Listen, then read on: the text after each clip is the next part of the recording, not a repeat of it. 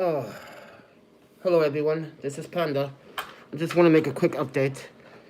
Uh, so I was able to extend for one night, but I also got a phone call. This is why my phone's going nuts this morning. The adjudicator called. I want to know the status. I'm sick of being. Listen, I am done with all these government games. You guys are denying me access. You guys are rejecting me. But you want me to work for you.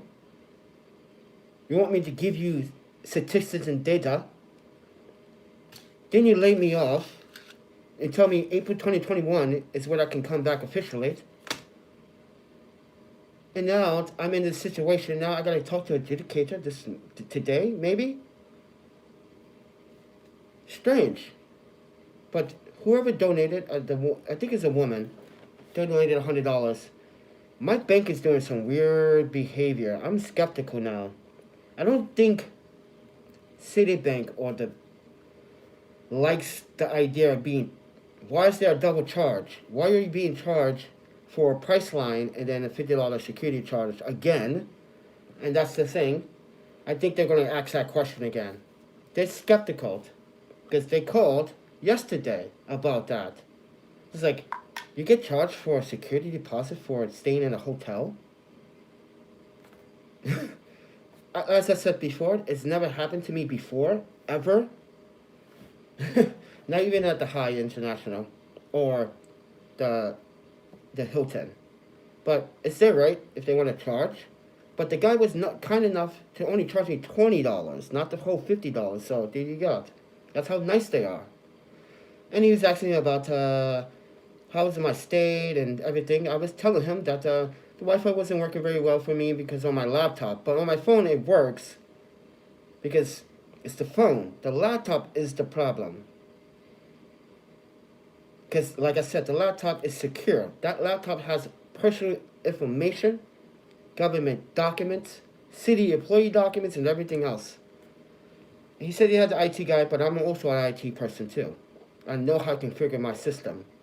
And I know this public Wi-Fi is not the best internet. This is why I always recommend VPNs. Because VPNs just work. This help secure.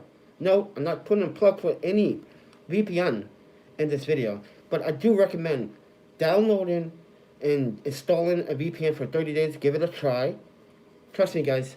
What you do online is going to help save time and money and secure your identity. But with that said, everyone, yeah, so I was able to extend because someone donated at the last minute, which I appreciated, because my bank and I are arguing about transactions here. They don't like the fact that you get charged twice for deposit. Why don't they just keep the first deposit? And I said, that's their right. Yeah, so I need to figure this out with the bank because they now,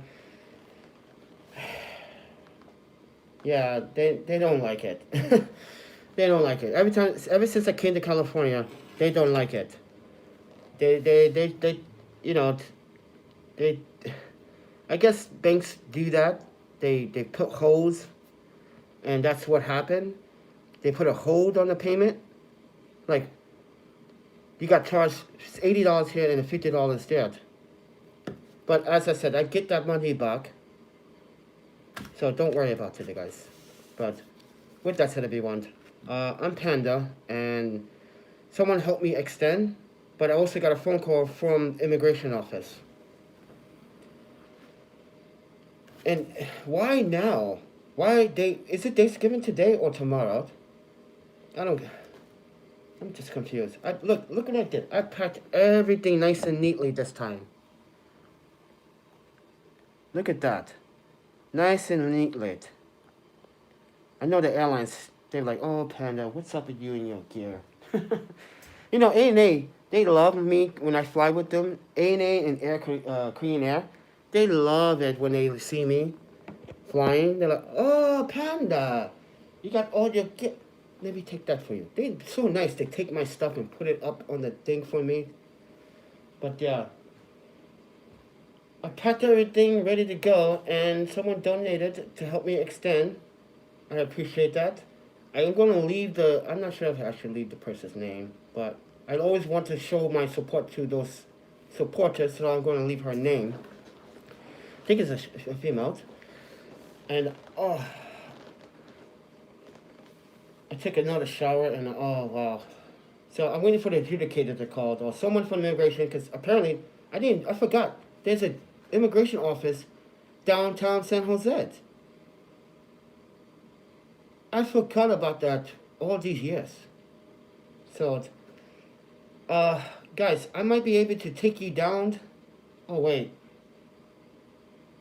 I might be able to take you down to Castro Street, where all the Japanese markets are. You guys gotta check that out. I want to do a live stream. You guys have to check it out. It's amazing. I don't have money right now to spend, because I feel like, actually, after paying for the hostel fees and everything, yeah, I'm cashed out. Like, no, like, literally. Because they charged me the $20 for the security thing, and I'm trying to keep my spending to a minimum for a reason. But this is worth the sacrifice, because I need to rest my back a little bit. But I kind of now want to go downtown to show you guys what that place looks like. You're going to be like, wow, there's a lot of markets and a lot of Japanese and Korean and Chinese.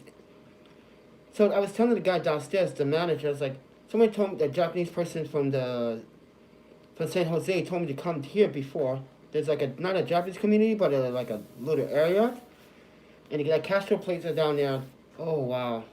So many Japanese. I was like, early in the morning, I saw this Chinese woman. I think it was a sister with her little sister, and she was doing ballet poses for photography. I was like, nice. I'm definitely going to come back. So let's see how my back does. I will probably take the bus. I think the bus will probably be more suitable. It's right here, but that's $2.50 each way. That's $5. Do I even have $5 to spare right now?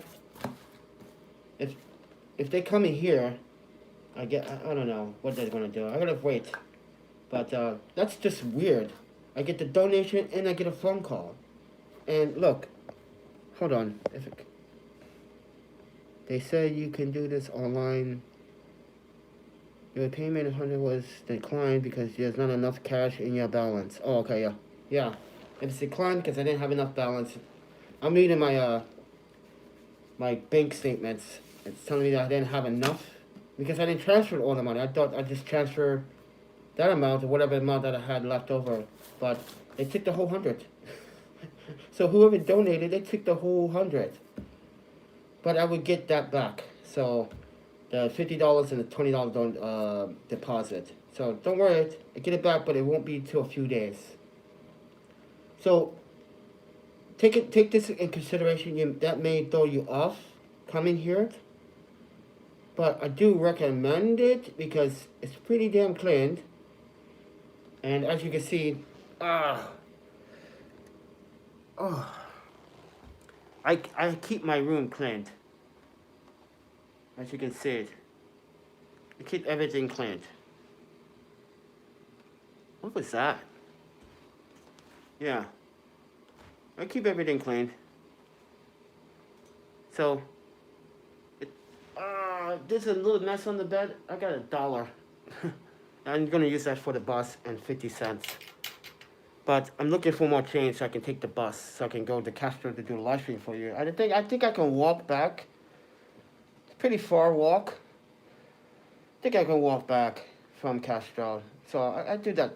I'd make that sacrifice for you guys. I just need to get the strength to like fix my back. So someone told me I need a back brace. So I did have one, and I gave it to someone in Portland. See, this is why I don't want to give away my stuff sometimes.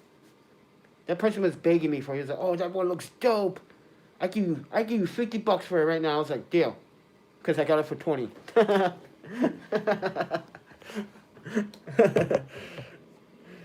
I got it on Amazon.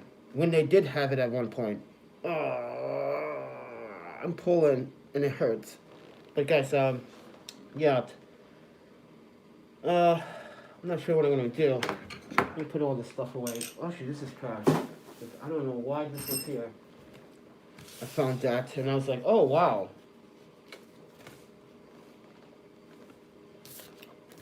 But yeah, everyone, I'm having difficulties with this adjudicator bullshit.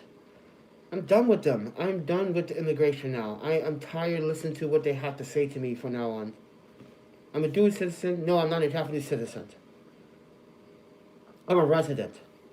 Based on my current status with my adoption with my parents there. That's why it's so complicated. They want me to renew this. They want me to renew that. They want me to stay quarantined. And now, this is what's going to happen now, guys. Now when I want to go back, and I tell them my status, I'm homeless. Oh, we can't send you back then. Watch. I guarantee it. This is why I want to tell them that I'm in a hotel. And they're going to ask me for the proof. That's the thing. They're going to ask me for the proof. So I have to physically show them a proof. So I have to send them an invoice.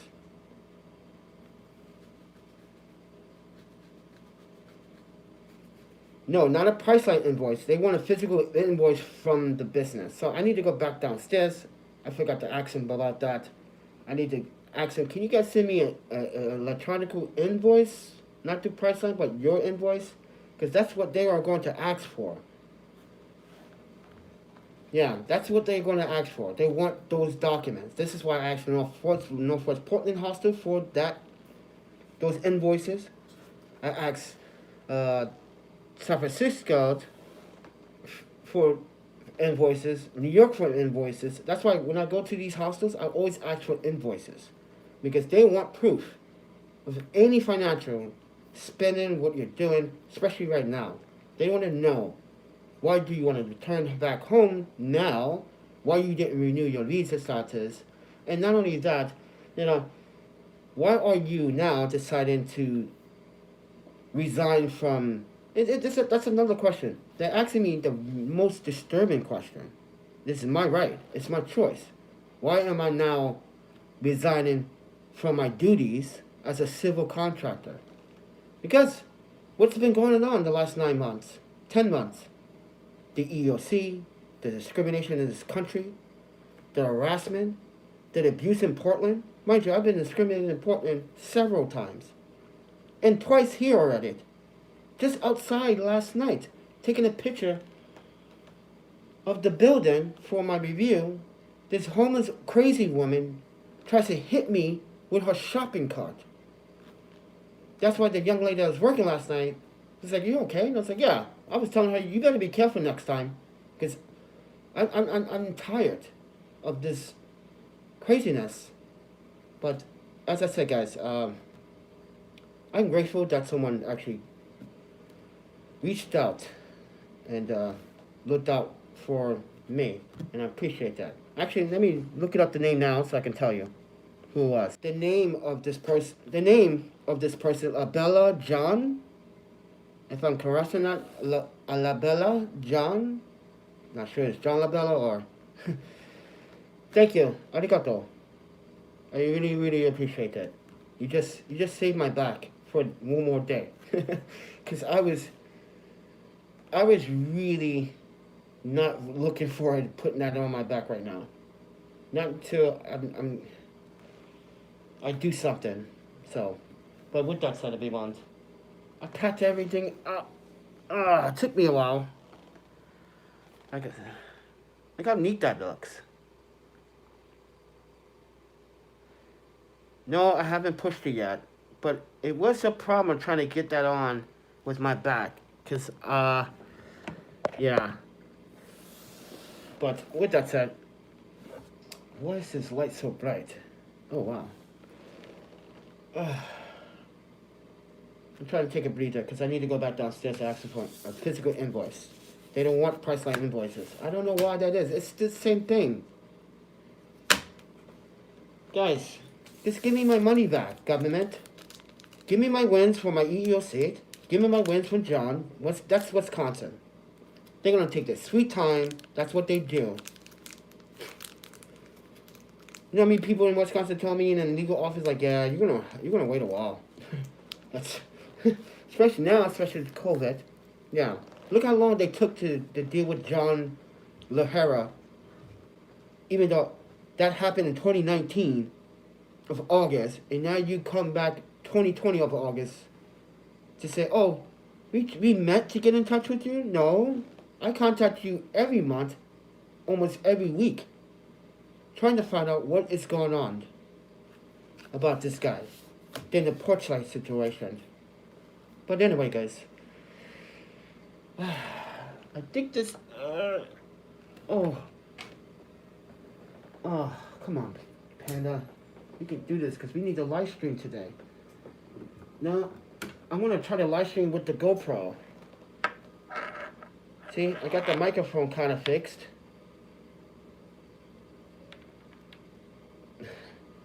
And the light. Yeah, I got a lot of stuff, guys.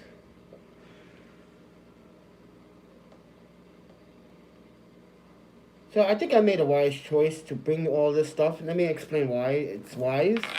Because most people that get kicked out of country or stranded or don't want to be in a country due to COVID or just forced to stay down based on what you're a dual citizen, you can, yeah. Anyways, you know, it's a troublesome. As my friend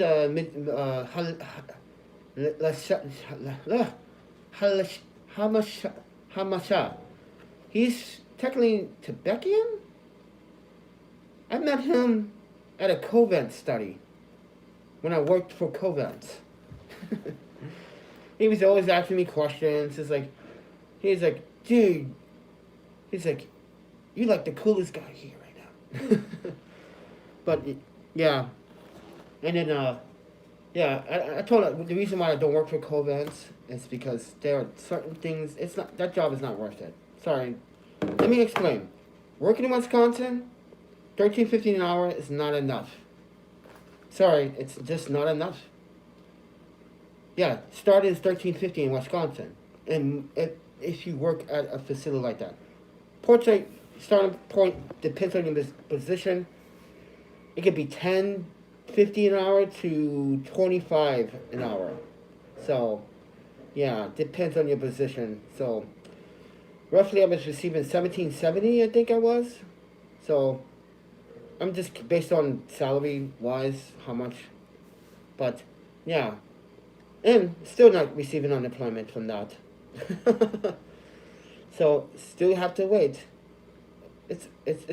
I'm pretty sure I'm gonna wait over a year for it, because, like I said, it's up to the EEOC and the Wisconsin State and Porchlight to release those funds. Yeah, it's up to them when they get to it. And I'm telling you right now, Porchlight doesn't want to release those funds. Come on, the employer does not. They've been, first and foremost, let me explain. I'm not the only one that filed the EEOC against them.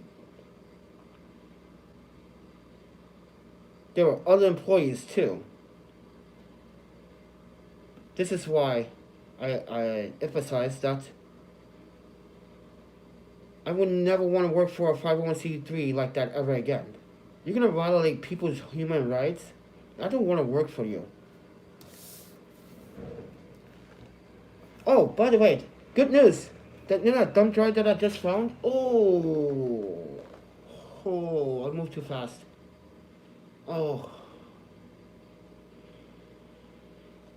You know that dump drive I found earlier? I was telling you guys about in this morning's live stream? Actually, I found the information, contacted the person, emailed, they responded back, and I just got the email too. And the guy's like, I've been looking for... hold on, let's see. I thought I saw something. I've been looking for that for a long time. If it's blue, yes, I've been looking for it a long time. I didn't know where to replace. But strange, I was in California, now in Colorado. Ah. Okay, so this person... Sorry, I put you on pause for a second. This person just emailed me about that thumb drive. He said I can keep it But he also said that, well, it's been a while. He's been looking for it. He lives in Colorado. So he told me it's not really, he got all the files that he wants from there, so therefore I can keep it. I was just trying to do a good deed. But I guess he had a backup somewhere. But I don't know what to do. I got too many SSDs and thumb drives as it is. Yeah. It's a 32 gigabytes. Actually, it's actually a really big size, SD card. I mean, flash drive. But I was just trying to do something right. Now I need food money. How much money? I got 3 cents in my account. Wow. 3 cents. So I don't get an Amazon payment until the 30th. That's for my phone bill. I have to pay my phone bill. And that's it. I won't receive any other payments for a while after that. Unless a miracle happens in the next 21 days between the YouTube payment. Next you know, one of my videos go viral. Boom! Next you know, oh wow, that's a nice little juicy check right there in a month. So yeah, Google pays every month between the 21st and the 26th. So if you guys don't know about the Google AdSense program, I'm part of that. I've been part of it a while, but I don't make enough money on YouTube like I used to. Mind you, back in 2016-17, I was getting about averagely $135 to $175 a month. And that just went down to like $33 a month. So every 3 to 4 months, I would get a payment. Yeah. Every 3-4 months, get a payment. And it's been like that ever since 2017, after the whole YouTube apocalypse. My revenue stream went so down. That's why it also did it again this year. I made a video about that. 46% drop in revenue. And then I made some changes to my channel. I added some new tags. Started doing different content, food, tours. It's kind of working. Then I did podcasts for a while, sharing media news about the tragedies that went on in this country. And one of those videos went viral. And I was like, well, YouTube, why don't you make that happen for any of my other videos? And this is the answer. Nothing. Zero. You don't hear an answer. That's the thing. You don't get a straight answer with YouTube. Which begs the question, they like to feed over drama. They want you to be in fear. It makes, to me, you're doing what the media is doing. And I know I work for the media. But some medias love to drive and emphasize danger quite a bit to an audience. They love to fixate on it. But YouTube, what that is, you're fixated on the topic and you want people to see it. Oh. And all I was trying to do was share my opinion. You demonetized it after a while. First, well, it was green light, then you demonetized, then you green light it again, then you demonetized it and said it was not suitable for content creators. But you sent a bunch of trolls to my YouTube video that I had to like delete comments, remove comments. One comment was from the very person that was cool, I thought. Doesn't really make YouTube content, but he made a false statement. I don't think he respects women a lot. Or his wife. I think that's why this is why God, in his point of view, only appointed him to boys. This is why he only has boys, no girls. And this is what I was trying to make him realize. This is why you have boys. Because you don't respect women. And what he said in that comment, and I said this. Jacob Blake didn't deserve what happened to him, but look at the footage and analyze it again. I slowed it down for you guys. I showed you did not enter a car. Oh, crap.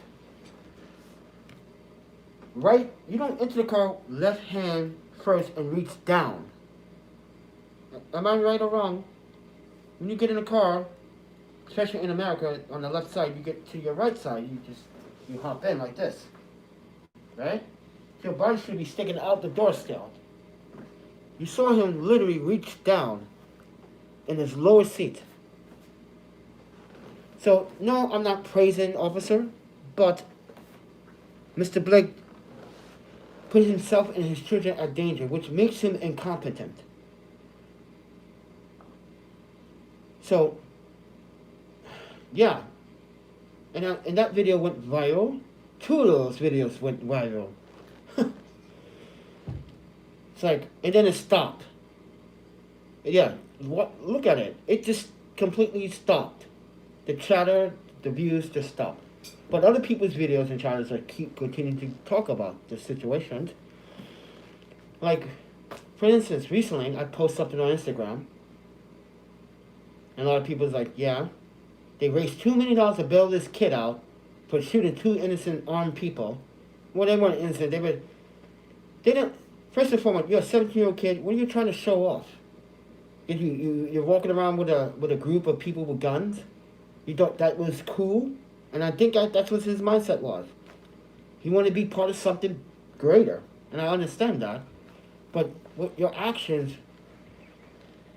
led to two persons' lives lost. So, oh wow, WKON from Wisconsin. They love me. I'm not working for you guys. Pay is not that great. It's not that great. That's why I always would have a Madison, Wisconsin address, because that P.O. box is paid for until next year. Yeah, I paid that P.O. box for like 3 years. It's a podcast, but actually I need to see when I'm supposed to renew it, because I would like to keep that P.O. box. I don't get a lot of mail to that, so I only use it for banking information. Because there's a bank in Wisconsin that requires you to have a mailing address in Wisconsin in order to keep the bank. So I used the P.O. box, and they said, yeah, you can use the P.O. box. Because Citibank doesn't like P.O. boxes. No, they don't like the P.O. box. You have to have a physical address. So that's the problem with Citibank. They only like elite people, customers sometimes. And yeah, it's kind of messed up. Favoritism in some ways. But this is why people go to Chase.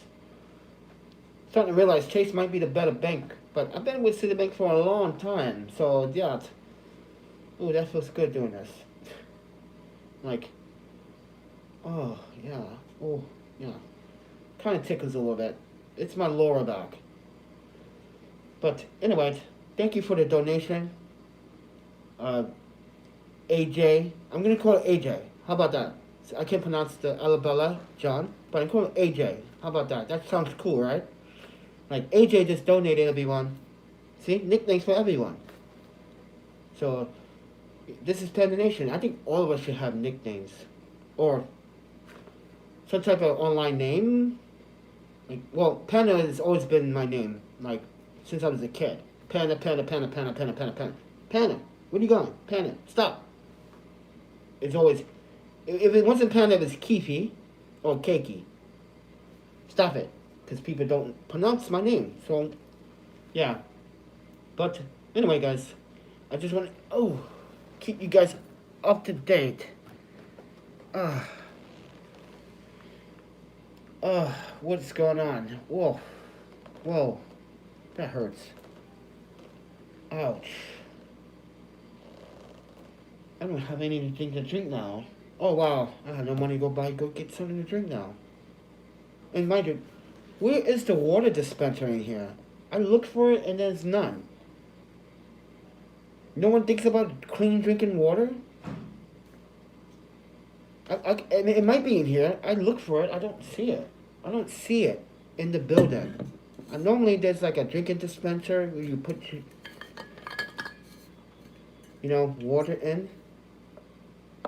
Yeah. But as I said, guys, there's no water. I need water. But they want me to buy their water. See, that's the gap. This is why it's probably not in here. This is why the water machine is probably not in here. But I think they should be. But this is an ice bucket, so there's got to be water, right? So maybe I'm looking in the wrong place. But look at this prices for this. Free water. Free water.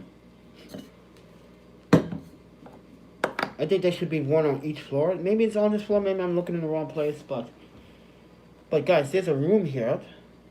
Oh, guys, this has been an awesome YouTube video room here. Check this out. Oh, I'm going to get up. I'm sorry if the video looks a little shaky. I want to show you guys this again. Look, I packed it up nice and neatly this time. Oh, I'm gonna roll in a chair. I'm not getting up. I'm getting up. Oh. Oh, wow. Look how I have it tied. So, from now on, this white strap is going to be this white bulgy cord is the strongest cord I have. This is putting weight back onto the hand truck because I noticed something. Why the hand truck joint broke. This Pelican case, the weight was shifting down, and the handle was shifting back. You're pulling it apart when you're doing that. That's why I put this here now, underneath, over the camera stuff. So that's how it broke. That's why I need this replaced. Yeah, the joint is messed up a little bit. You can feel it. If I was to take this off, this will push back. It's broken. So now I have fixed it temporarily for now.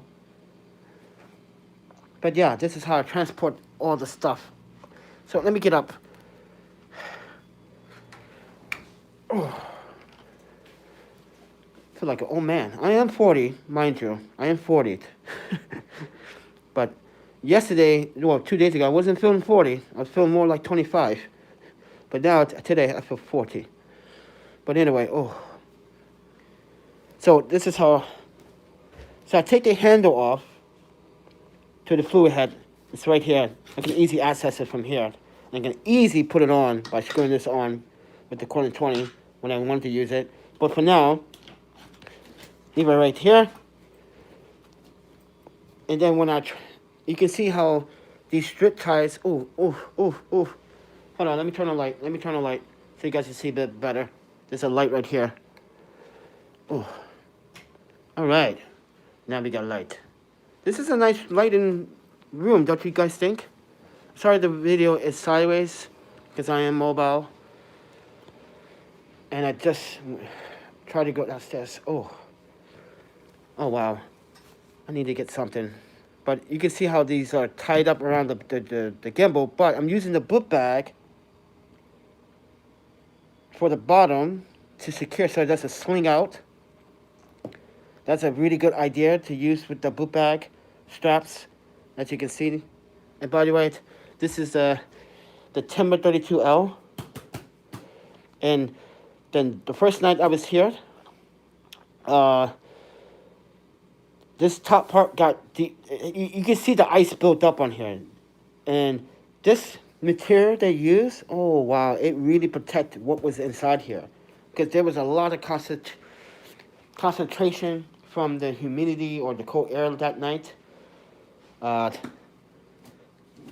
it iced up. And this was pretty wet by the morning.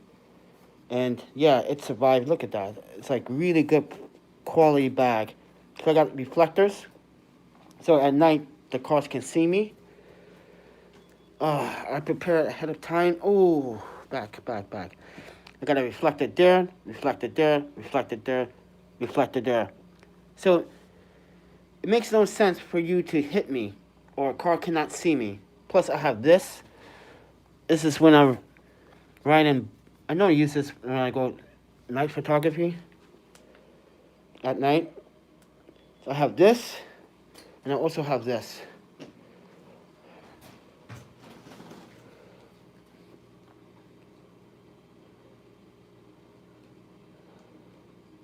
Yeah, YouTube's app likes overexposing a lot. You can tell this is overexposed. Yeah, it's overexposed. But yeah, got $1 to my name. All right, but thank you, AJ, for making a $100 donation for me to stay. I appreciate that. I could have went to another hotel, a cheaper hotel. I'm pretty sure I could have got a cheaper hotel without the. But I can't move. But I want to move because I want to go to that Castro place to go see the Japanese restaurants, even though I don't have any money to go eat. But I really want to go still because it looked awesome. That's the side of the building here. This is the neighborhood. This is the hotel that we in. That's the resident area. But yeah, I got an iPhone thingy here. So I can set the iPhone on this. Press the H button. Turn this around. And look. Now you guys can see what I'm doing. And I can move around. And I can use the headphones. Which I should do that right now.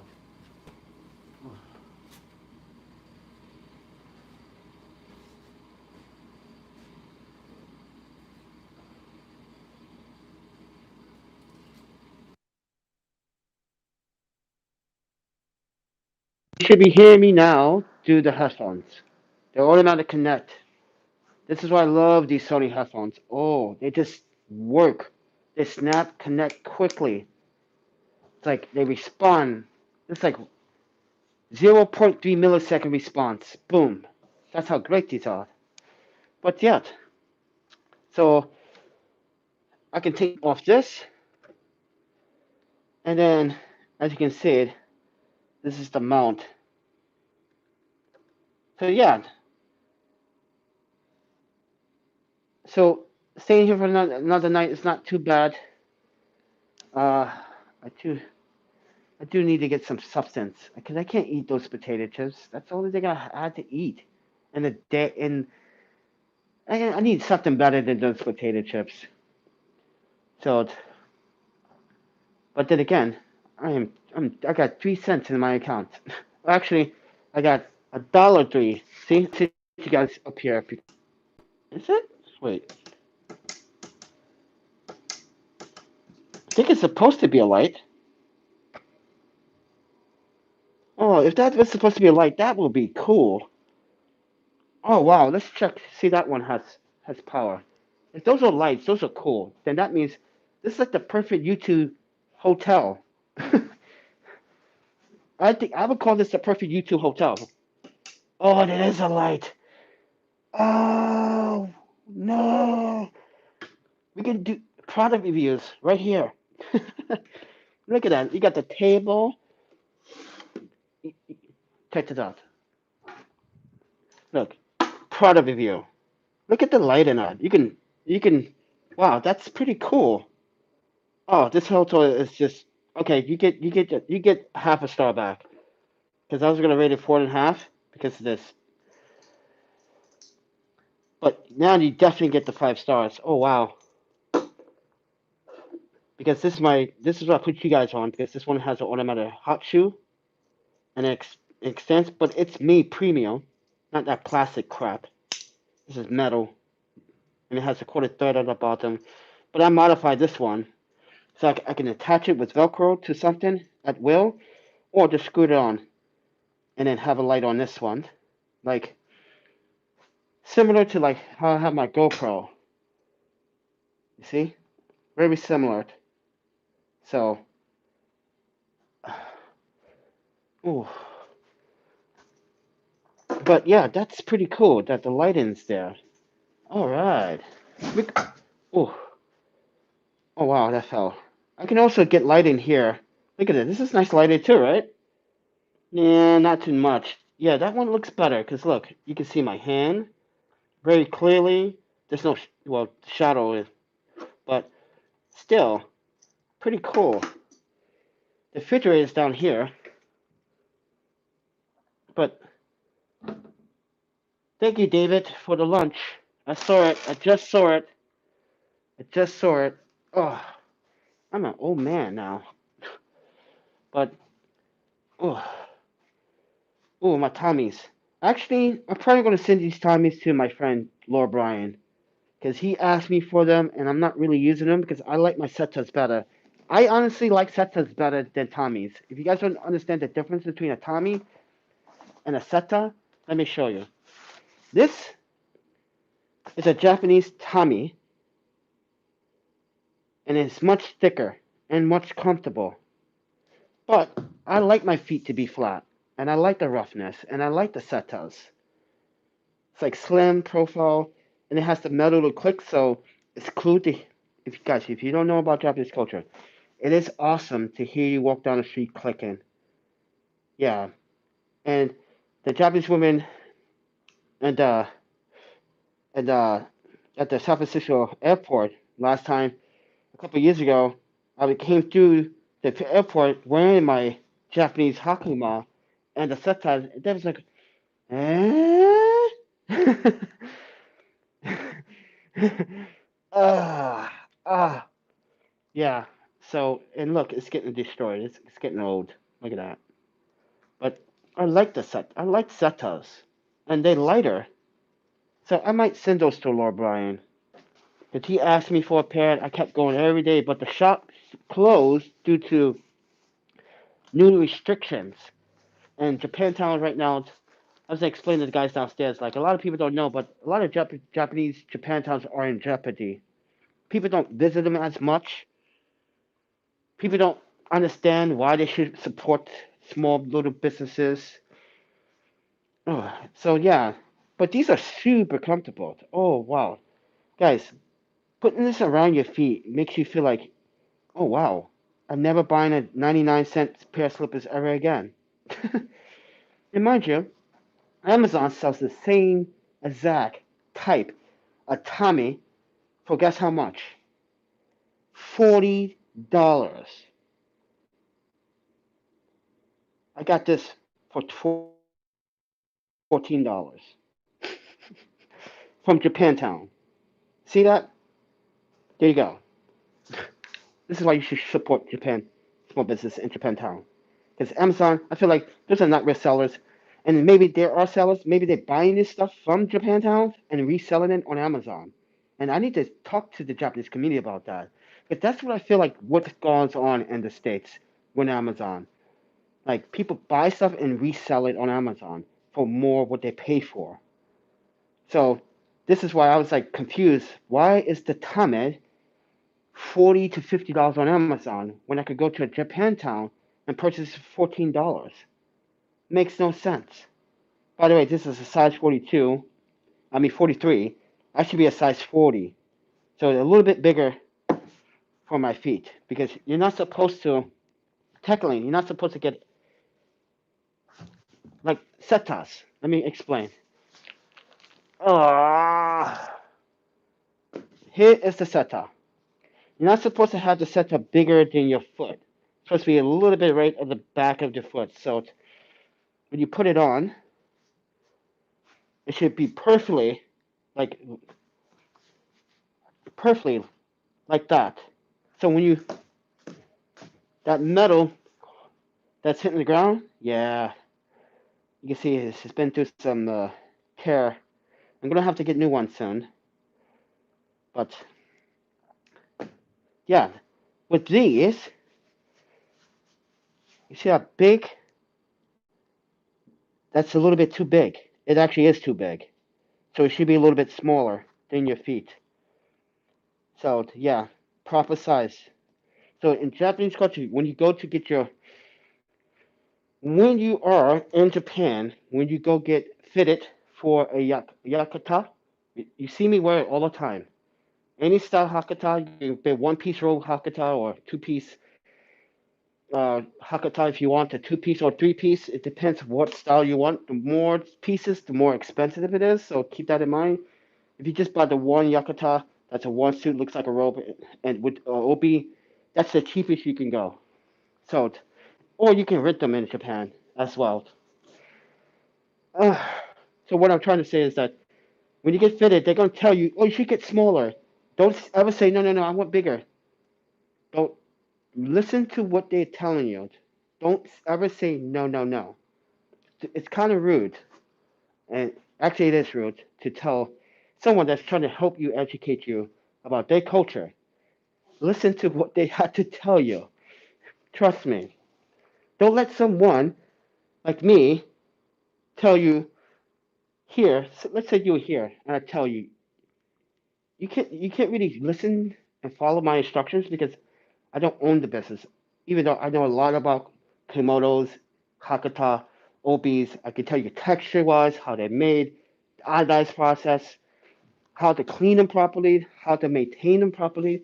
Mind you, I had mines in this bag for 3 years.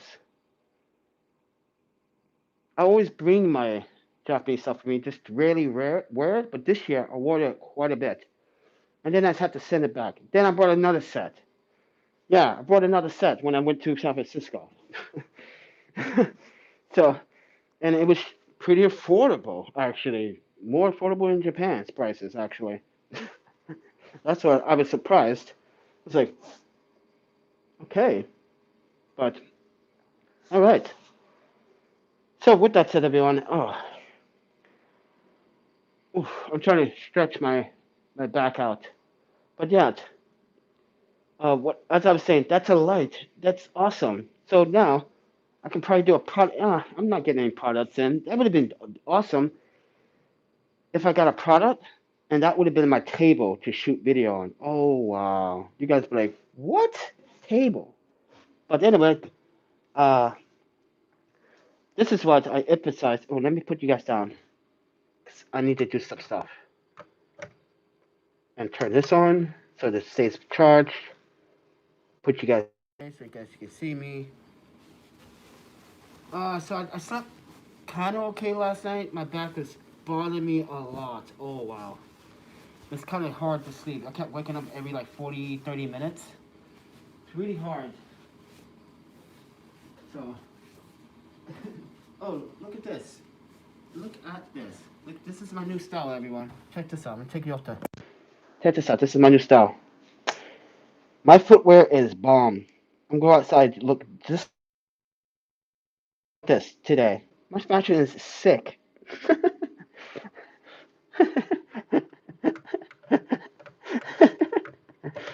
My fashion is dope. Oh, that is killing it.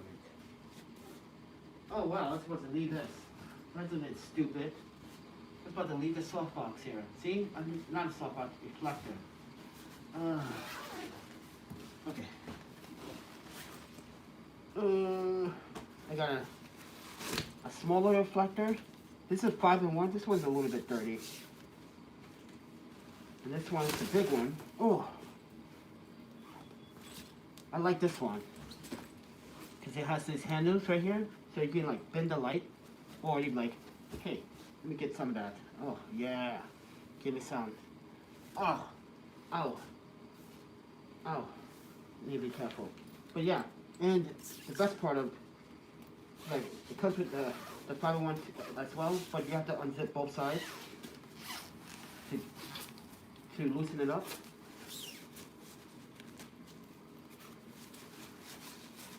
And the North Portland Hostel did not send me the softbox. I'm not sure if I might have to send it to one of you guys as a giveaway. Because, to be honest with you guys, they're not going to use it. they don't know what to use it for. And they don't have the equipment to use it. So if I could get them to send it to like United States Postal Service to one of you guys, because I don't physically have an address at this time to mail it to. So yeah, I probably am going to have to make a decision to have them ship it to you guys. And I want a confirmation, and I want Justin to send it for a reason. He's the manager at the hostel, and I will pay for it to actually get it shipped out. But yeah, this one has the black side. So if you want to get a headshot of someone, that's what this is for. Most people don't realize that. Product shots, headshots. This is what this one is for. This is why. Oh. Oh. Oh. What is that? I like this diffusion. This diffusion is pretty cool. You see that star pattern? That's pretty dope. I don't get that with this one for some reason. Don't know why. Maybe it's the material?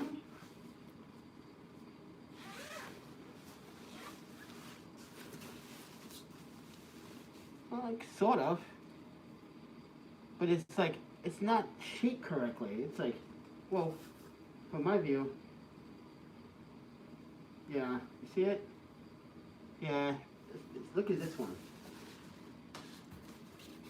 It's like, I don't know, it looks similar, but this one has a really nice white sauce.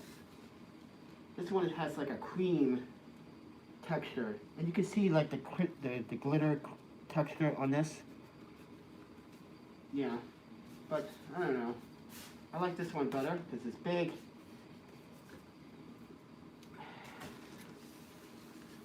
Oh, okay. Look at that. I'm trying to put the small one on the big one. But as I've said before, this black side here is for those product shots, headshots, tight headshots for resumes and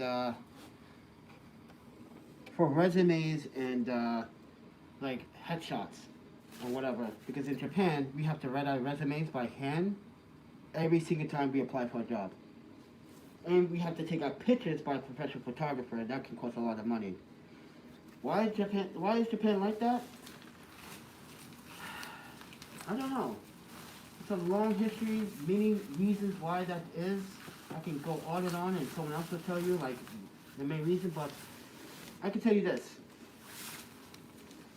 I'm a person that loves electronics, but in Japan, we still use paper, cash. You won't find an ATM often in Japan. If you do, you're going to be paying a lot. Okay, just fair warning, that transaction fee, when you see the number, you're going to be like, hell no. This is why Panda said no, no, no.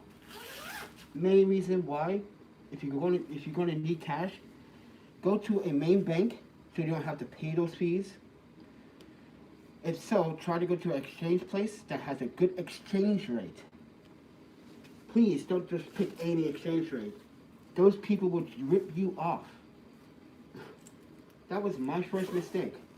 Coming back here, back when I was 17 years old, and I had a whole bunch of money. I had a 40 yen, I was converting it, and realized at that time, they were ripping me off. Yeah. The American person that was telling me, oh, you get this much for this month, they took 40% of the exchange rate. Find out what they did was illegal. That's why I'm glad that it's not in JFK anymore, that place. I'm glad that they moved that shit out of there to put a new exchange business there. Because the old one that used to be in JFK, that was a sham. Scam all the way around. That was a terrible exchange. I don't even know why JFK authorities allowed that place to exist for 6 years inside the airport. They were ripping people off, left and right. Disgusting. 40% exchange rate. Yeah, right. That's basically giving you half my money. And at that time, you know, credit cards were like, if you had a credit card, you were some type of, what do you do? What family are you from? You know, back then, you had a credit card, you were the shit. Especially in Japan, you had a credit card, and you could financially, yeah, you were the man.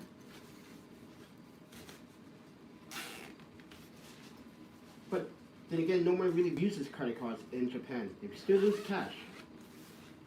So you go to a Japanese restaurant, mind you, in Japan, let me explain this again. In Japan, everything is included, the tip and tax. You do not tip on top of the payment that you pay. Do not do that in Japan. Please, I emphasize that. People make that mistake. And you wonder why people, oh no, we can't accept. Because you already paid them the tip and bill. Everything's included when you get your bill. So, no, don't extra tip. It's kind of rude to extra tip. I know that seems a little strange, but this is why the Japanese have a very nice way of asking for a tip, by applying it already to your tab.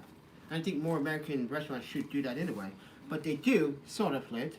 What they do is they do 10%, 15%, 20%, and I get that system, but you should automatically apply at least 10% onto that, because normally that's what the Japanese they do. They don't do the 15, 20%. They add whatever tax and calculate from how much you spent. That's the tip. So if you buy sake, soba dish, soba dinner, you bought, and that came up to like $94, and then they would add it, they calculate it based on that price. They did divide, I think it's 3.3 cents. I think it's 3.3 cents. So they do their math that way, and this is how they get their tip. It's like the same rule applies when you go to a restaurant. You pay waiter tip and you pay for the chef's tip. So there's like a 0.3 in Wisconsin. I think it's 0.13 cents or something like that. I need to ask Francesca how that works, because she owns Ron's Ramen. It's been a while since I worked in the food industry in Wisconsin. I do entertainment now. So, and mind you, first Korean American. She's actually, her parents are full Korean. She's first generation Korean born, I think. And she's the first American Korean to be selected for the 76th district of Madison. Because you guys don't know about Wisconsin. Wisconsin's a really racist state. It could be very racist and very beautiful at the same time. But Madison, Madison hands down has this great side of people, hands down. But there are some people don't really believe in that. That's why this time it turned blue. Normally, Wisconsin's always red. This year it turned blue. Why? Because of my friend Francesca and her allies and her community leaders. Yeah, they made that difference. So, thank her for turning Wisconsin and her allies. Follow her. I'll leave her link. I think her link is down in the description below in her name title. You can go Instagram her. But yeah, she owns Marshall Ramen. That's a place I always ate ramen at in Madison. I was like a fiend, like a crack fiend for ramen. Yes, she makes a good ramen, but that miso, what is that? Pesto miso, the pesto spicy kamikaze ramen she made. Oh, she has to make that again and ship it to me. It is so good, so good. Food like that is like something, you know, not everyone can cook like that. There are chefs that can cook, but like when someone hits your taste, like for me, hear me out. I have no sense of smell and barely a sense of taste of morality. That's why I wait till the food hits my stomach. I let my stomach decide. It's really hard for me to have food please me these days. Those potato chips, not pleasing. That's just poor man snack. Cheap man snack. Oh, why do I have this stupid slipper on still? Idiot. Oh. Oh. Don't make fun of me. But yesterday, that scammer pissed me off. Can't believe that. So he's a genuine person that liked my photographs. He was some douchebag probably from Nigeria. Come on, dude. People are struggling. You trying to scam people?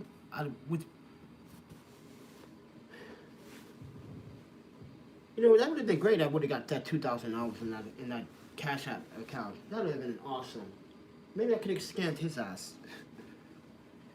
Oh, maybe I should have scammed him back. Lesson to be learned. Don't ever scam someone that's smarter than you. Ooh. Because that was a really reckless, in my opinion, that was reckless but harmful. That could have been you, that could have been your sister, your brother. So let's put him in the spotlight. And that's what I did. Put him in the spotlight on Instagram. I sent it to Instagram. I said, hey, Instagram, you want to shadow ban me, but you allow this person to infiltrate my Instagram, pretend to be someone he's not, and then try to scam me out of $50? Yeah, Instagram, you need to work on your practices. Because you claim my account seems a little suspicious. My account is not suspicious at all. Who is that? Oh, Kungfuncastro. Guys, he wants one of my photos for a print. I'm not sure if he didn't decide which one he wants to buy, I think. But he makes frames. He makes frames. And he wants some of my pieces. Hold on. What's the last digits to your... Oh, he's donating. That's what he's asking me right now. Okay. Hold on, give me 1 second, guys. Let me respond to him. Let's see here. My Venmo. So that's why I have Venmo.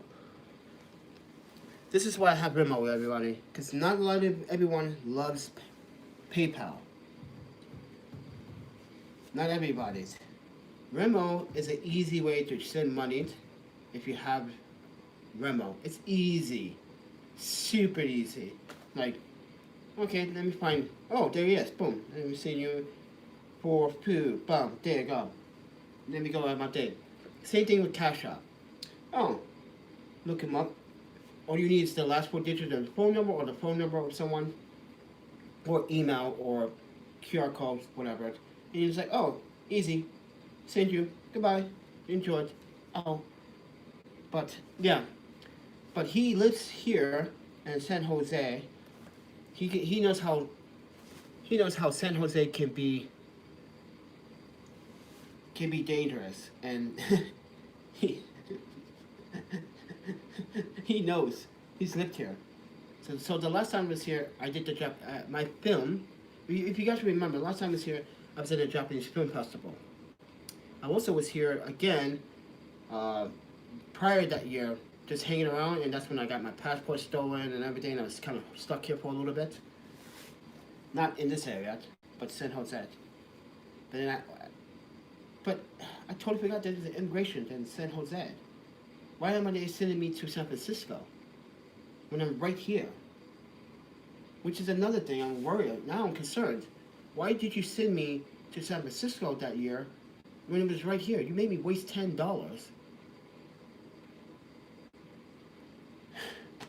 Not just the fact that you wasted $10. You wasted an hour and 45 minutes of my time when I could have seen someone within that hour 45 minutes time. You get what I'm saying? But yeah. Ooh. Sorry guys, I gotta put my back. It really sucks right now. But yeah, Castro just donated. I think we're gonna go downtown. I really want to show you guys what this place looks like. He just donated $80. Very grateful. Definitely, now, I'm giving him a print. Now, he just bought one. Matter of fact, he just bought a print. I'm giving him one. I'm like, hey, you want a print?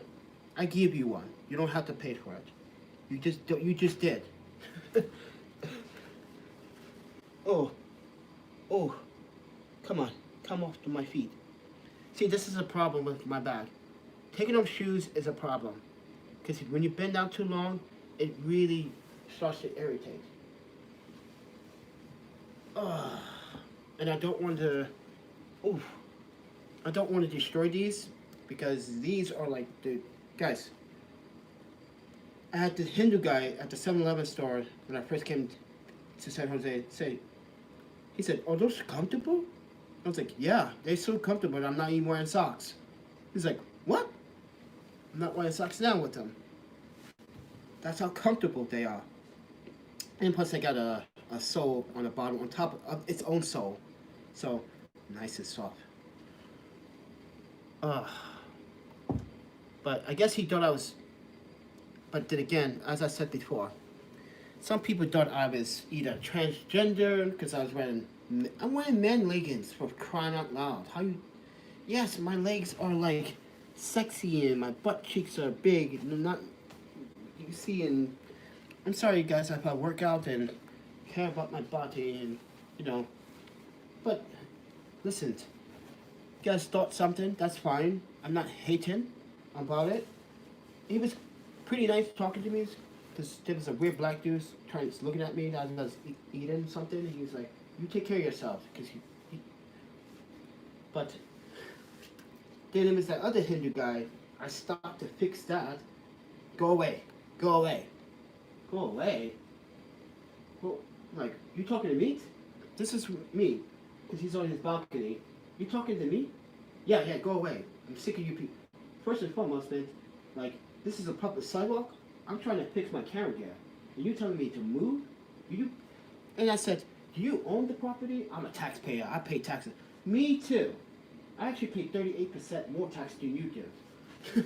How about that? Jerk off. Yeah, he's being a jerk. I understand that homeless people in San Jose are trouble. Not all of them are trouble, but they cause a lot of problems. Breaking into people's homes, stealing. Mind you, just like, what was it?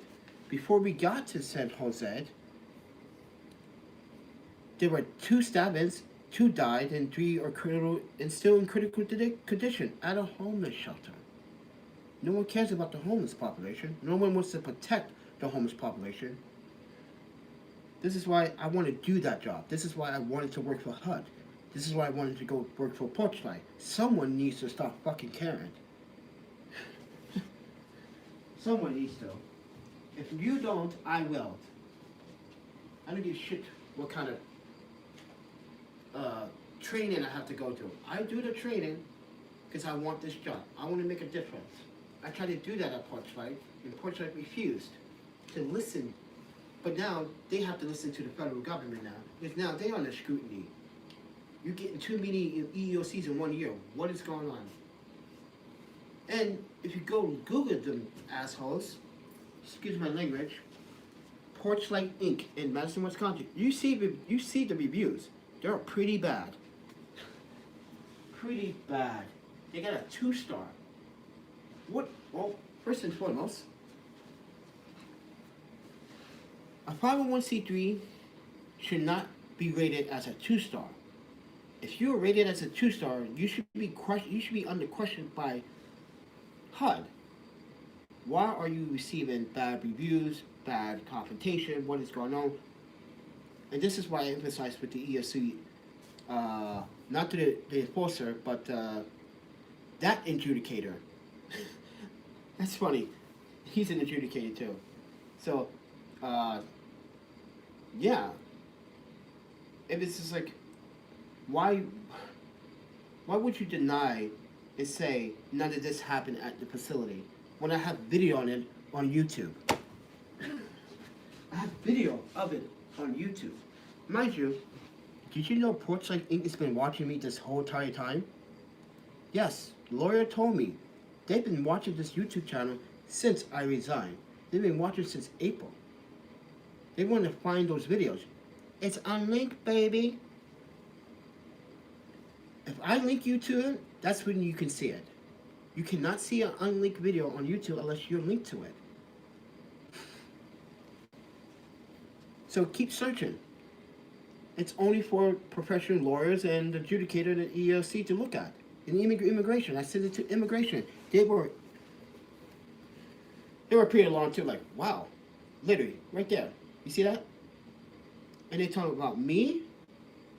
I gave you guys my own money and donations, and you're trying to accuse me of something I didn't do. And you got caught lying about it. And guess what? No one's been fired, no one's lost a job. You know why? Because I'm still talking to someone that works for Porchlight, and we have always been on good terms. And that's why Preston Patterson doesn't like I interacting with certain people at Porchlight. Yeah, that black big guy, he may seem cool and all, but he's actually prejudiced. He's pretty racist when he wants to be, but he kisses a lot of white ass when he wants something. That's not right. That's not a director of a shelter that should run a facility. You attack the girl named Kayla that worked there for only maybe 3 times. You tell her, mind you, guys, you see what I was wearing the night before with the leggings? Mind you, she's also wearing a similar thing. But this time, she had a long sleeve shirt and a football jersey on top of that. Not only that, her leggings were different. Her leggings were more like pants type, because they were thicker. And he told her she should dress better appropriately because these are men. Can I emphasize something about moat culture? May I? In moat culture, women have to deal with the suppression of men, no matter what. When they're younger, they're already assigned to a husband. For someone American like Preston that didn't understand her ethnicity or her background or her culture, very disrespectful. He was like, she's like, I'm not even going to repeat what he said, but he's like, she just like inappropriate. And I told him, that's not inappropriate at all. I think you have your mixed views mixed. But hear me out. This is why I say he has his mixed views mixed. You allow Maurice to catcall women as they walking past the shelter. Is that professional? That's why me and Maurice we don't get along. I was like, don't do that shit in front of me, man. He's like, come on, man. There's beautiful women out here, man. You don't catcall. If you want to talk to a woman, you approach her. Hi, my name is such. I don't mean to alarm you. I don't want to approach you up, but oh my God, oh my panda, you're so gorgeous. I know you're probably out of my league. You know, do something to impress her or say something funny. You know, like And I say, walk by like, I will beat. He does that. Do you want someone like that working for a 501c3 that's supposed to help people, help a community, unite a community? No, you separate a community. You're being sexual bound to your. You guys get the point. That's why we don't get along. The reason why I don't get along with that Preston Patterson's, I guess, Mark is a so-called janitor, whatever. He's a liar. He's just a liar. You're a preacher, but you own this church. He told someone he owned that church. Yeah, okay. He told a volunteer that, knowing that the volunteer knows the person that works in this church. Mind you, they steal food from the guests all the time. When volunteers like myself will, on my day off, will come in and bring food from outside to help feed these guys for dinner. That is a donation. You're stealing. That is for the guests. You don't take a pan for yourself and put it in the main office. That's what they do all the time. That's stealing. If you want some, get in line like the rest of everyone else. Or you wait until everyone else is fed and whatever's left over, you can have it. That's supposed to be the protocol. This is why I never ate there. Even though I know the guests, the volunteers would serve food to the men and women and children. But there are times like I've been food poisoning in Wisconsin so many times, I just don't eat anything. So I just stay strictly to my salads, my ramen. I go out to eat. And even when they do get stuff, I'm like, oh, they got vegetables. And I'm like, okay, I would go down there.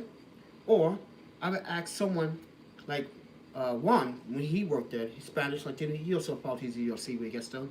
I say, hey, Juan, because we had it out at work because he thought I was part of that bad group of workers. We have a better understanding now. He was like, hey, you want something to get you? It's like, hey, if they have a salad, I only want the greens, the carrots, lettuce, tomatoes. I don't want no dressing, no cheese. Okay, I got you. No dairy. I said, just tell them vegan. So he would come up to my front desk or to my office and bring me that bowl of salad. Or sometimes it'd be Darnell that would do it for me. Because they know I don't like going downstairs. I don't like going downstairs. Because staff doesn't get along with me. And this is why there was a competition among DIS and shelter staff. First of all, DIS is way above shelter staff. We tell you what to do. We tell you who checks in, who does. You don't control who goes to the what shelter, who checks in. You don't tell me who I should not check in. That's my job. I report that to state officials, my boss, their boss, they're the boss. I report that to the Wisconsin Alliance Association, where we do statistics for the census. You are not working for them. You are an underpaid security personnel, basically an overwatch night staff, watching over guests. You have nothing to do with our paperwork. You don't know how to follow our paperwork. You don't know what they are. You don't even know what an ROI is. I asked staff at a DIS meeting, do you guys know what an ROI is? No, we don't. But you worked here for a couple of years, you don't know what that is. That's the problem. That is the problem. You don't know what a what was our document? Policy and procedure document. Well, we never received that. Actually, technically you did. I look back, you guys had this policy in place since 2009. And now you're enforcing it? Doesn't make sense. You're enforcing it wide. Oh, here comes WKOW from Wisconsin 27. These guys love sending me stuff. Yeah, I'm not working for you guys. Working for them in the winter is like working like in Antarctica, being underpaid. Ow. Yeah, I was underpaid. It was a good opportunity. This is like freelance stuff. You know, it's good at, but it's not worth the pay. I make more money. I made more when I was in Portland doing Coney. And then I had to stop that because I got the pink eye, then I got sick, and that's when I was like, no, I'm not, no more. That's why I stopped doing the media stuff in Portland. So, but yeah, I wish I wish more people could be like you guys. Caring, willing to listen, willing to understand, willing to open your heart when you have it or when you can do it. Or even share that experience with other people. And say, hey, you know what, I know another girl or a guy that's doing the same experience. And like the guy at the hotel here, he was like, you got a lot of camera guys. Like, that's the bread and butter. If I'm going to survive through this pandemic, that has to be the bread and butter. He understood that very well. It's like, I don't have a lot of money right now. I did. 9 months. I went through a lot. I even gave people back. And still gave back. Even when I was in San Francisco, that Japanese owner, I can't believe he's not getting taken care of by the Japanese community in Japantown. And has nothing to really do with the Japanese community. It has something to do with the Japanese community, but the state itself, the city, doesn't acknowledge that this man is like first generation. He's in his 50s, like 60s. He's been through trauma. No one's helping him. No one's helping this guy. So that's why some of my money did go to something positive. Brought him breakfast. Like every other morning, if I saw him on the corner, I would go to Walgreens and buy him breakfast. He's always saying, arigato. He spoke a little English, but he's very quiet. And yeah, I hope he's okay. Because I'm kind of worried now about him. Because he's not a... This is the thing, we should have a program to help individuals like that understand modern life now, technology. I'm pretty sure he's not computer savvy, he's not phone savvy, and I would like to get that opportunity to help him understand that. Oh, I want to. This is what I need to be a millionaire. I need to open my own facility and start something. Like, I want to. Here's the dream, guys. I said this before. I'm saying it again. Okay. My dream is if I ever get, if someone just says a million, let's say a millionaire, just comes out of nowhere and says, "Hey, I give you 3 million, but what are you gonna do with that 3 million?" Oh, that's easy. I'm gonna build a photography studio for photographers that cannot afford to do workshops, and my prices would be so reasonable. Yeah, you probably put me out of business, but that's the part of the whole community part of, you know, and also have an education system in place for those that cannot afford education. Someone wants to learn how to use a computer and they're 60, yes, teach them. Someone that's Japanese native, Korean native, someone that's a refugee, come here, get refugee status. I know how that feels. I see it firsthand. Like that black guy we met in San Francisco, Sean, on my Insta live stream. Dude, like I said, we went to immigration. We've been to some stuff together. He's seen the racist stuff that happened to me. He's like, you didn't do anything. Like what's happened while I was there. The guy wanted to take a picture of a passport. Dude, I'm just browsing with him. He's come to get whatever. I'm just browsing. You want a picture? But that's illegal, dude. Have anyone taught you that? And then the boss says he can't service me. Dude, you cannot take a picture of a passport. You just deny me access. I can technically, federally, I can have you cited for doing that. I'm lucky I didn't have you cited. Mind you, I was wearing this too. I was just telling you, federal-wise, you can't take a passport. Listen to what this pass says. Press, media, information. Someone that knows, works for the agency, works for the council, has done stuff for the council, understands how immigration works, how visas work, how immigration works, how passport works. What does a passport stand for? What does a passport mean? Who owns the passport? They don't know nothing of that. This is why, how you own a business in America when you don't know these very important aspects. Not to say bad things about other people, other Americans, but this is a dispensary, mind you, a dispensary asking to take a picture of a passport. You should have been cited. You're lucky I didn't go down there and cite your ass and have a police officer cite you for that. Even better, the federal office is right down the street too. That's the funniest thing. The federal building is literally down Mission Street on 6th or 7th. I could have just went there and like, excuse me, I need to talk to someone. Yeah, I just had a place just try to call me and to get in a passport taken, a picture. Really? What place is this? I know this from federal law is against the law to have a federal passport copy. That's a copy you're trying to contain. So we went to another dispensary, right? I said, Sean, I'm not going inside. He's like, come on, but they're not gonna do that shit. They're not gonna do it here. I was like, nah, I'm cool. He asked the guy, he goes, no, we're not gonna take a picture of your passport. We just want to see it. Oh, okay. It's like, yeah. And then Sean told him, everyone's looking like, what?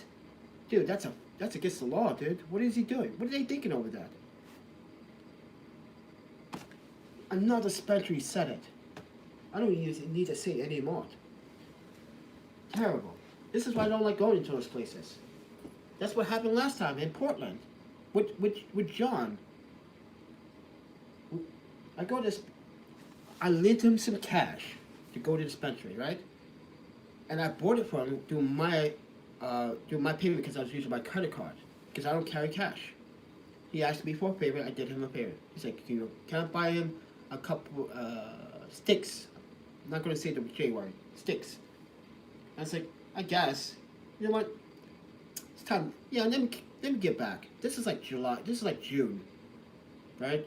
Middle of June or something. He's tapped out his money. He's broke. And this is where I felt a little suspicious about his story about he's a multi-billion restaurant business and blah, blah, blah. And yeah, really strange. But we go to the dispensary. I showed the guy my passport. He's like, are you fed? I'm like, no. Oh, here. He's like, you don't have any ID? I'm like, no. He's like, I don't know, man. I feel really weird serving you right now. I'm like, so you're denying me service because you can't read that or you suspect it. See that? And that's what John was like. Then John came and was like, yeah, dude, I paid for it. He has an ID. He can pick it up. I paid for it. Pick it up. I had John pick it up. He was like, I'm not touching it anyway. So it's not for me anyway. The guy was like, oh yeah, we can have you buy it for him. And like, yes, I can. Technically, I can. You deny me service. I asked you request. You don't understand a passport. You can't read. Because not to say you're incompetent, you just don't have the knowledge to understand. Oh. And then, I don't know. People are weird. And then last night, this whole scamming guy took a vulnerability. He took advantage of my my weaknesses, which are pretty bad.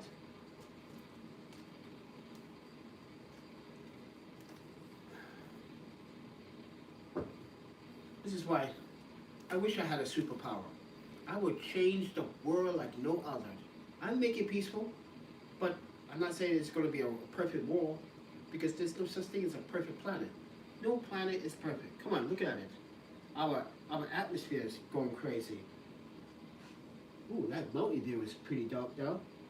Look at this, guys. Ooh, look at this Mountain Dew. Check this out. I see why they call it Mountain Dew. Now I understand why they call this place Mountain Dew. Look at that.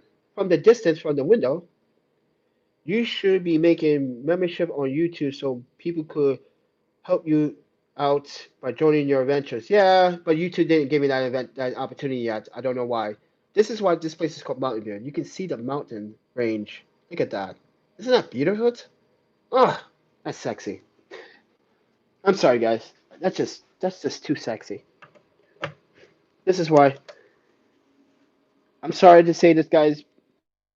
At all the jobs I had, all of my in the last 20 years, photography is probably the best job ever. No matter what, how many ups and downs that I had, I think photography was the best job ever. It just made me happy. Every time I was depressed, like last night, I was really depressed. I went outside to take a... And then this woman tried to hit me with a shopping cart. Homeless, crazy, unstable woman tried to hit me with a shopping cart. Why are you in the middle of the sidewalk? First of all, it's a driveway. Why are you in the business driveway? It's a business. But then what? Do I need to unpack my laptop again? Yeah, I need to take this apart. Oh, God. See that? I put all that effort into this. Blah, blah, blah, blah. Oh. Okay, you know what I need? I need one of those grabby, you know how the sanitizer people use those grabbers? Trash grabbers? That's what I need to pick up stuff off the floor here. Because I got stuff on the floor. I don't want to bend down. That's how lazy I am right now. It's not that I'm lazy, that's how much pain I am right now. But I have to try it.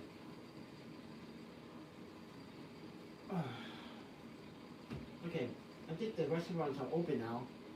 It's probably past noon now, so we should get going downtown. So I'm going to try to freshen up a little bit.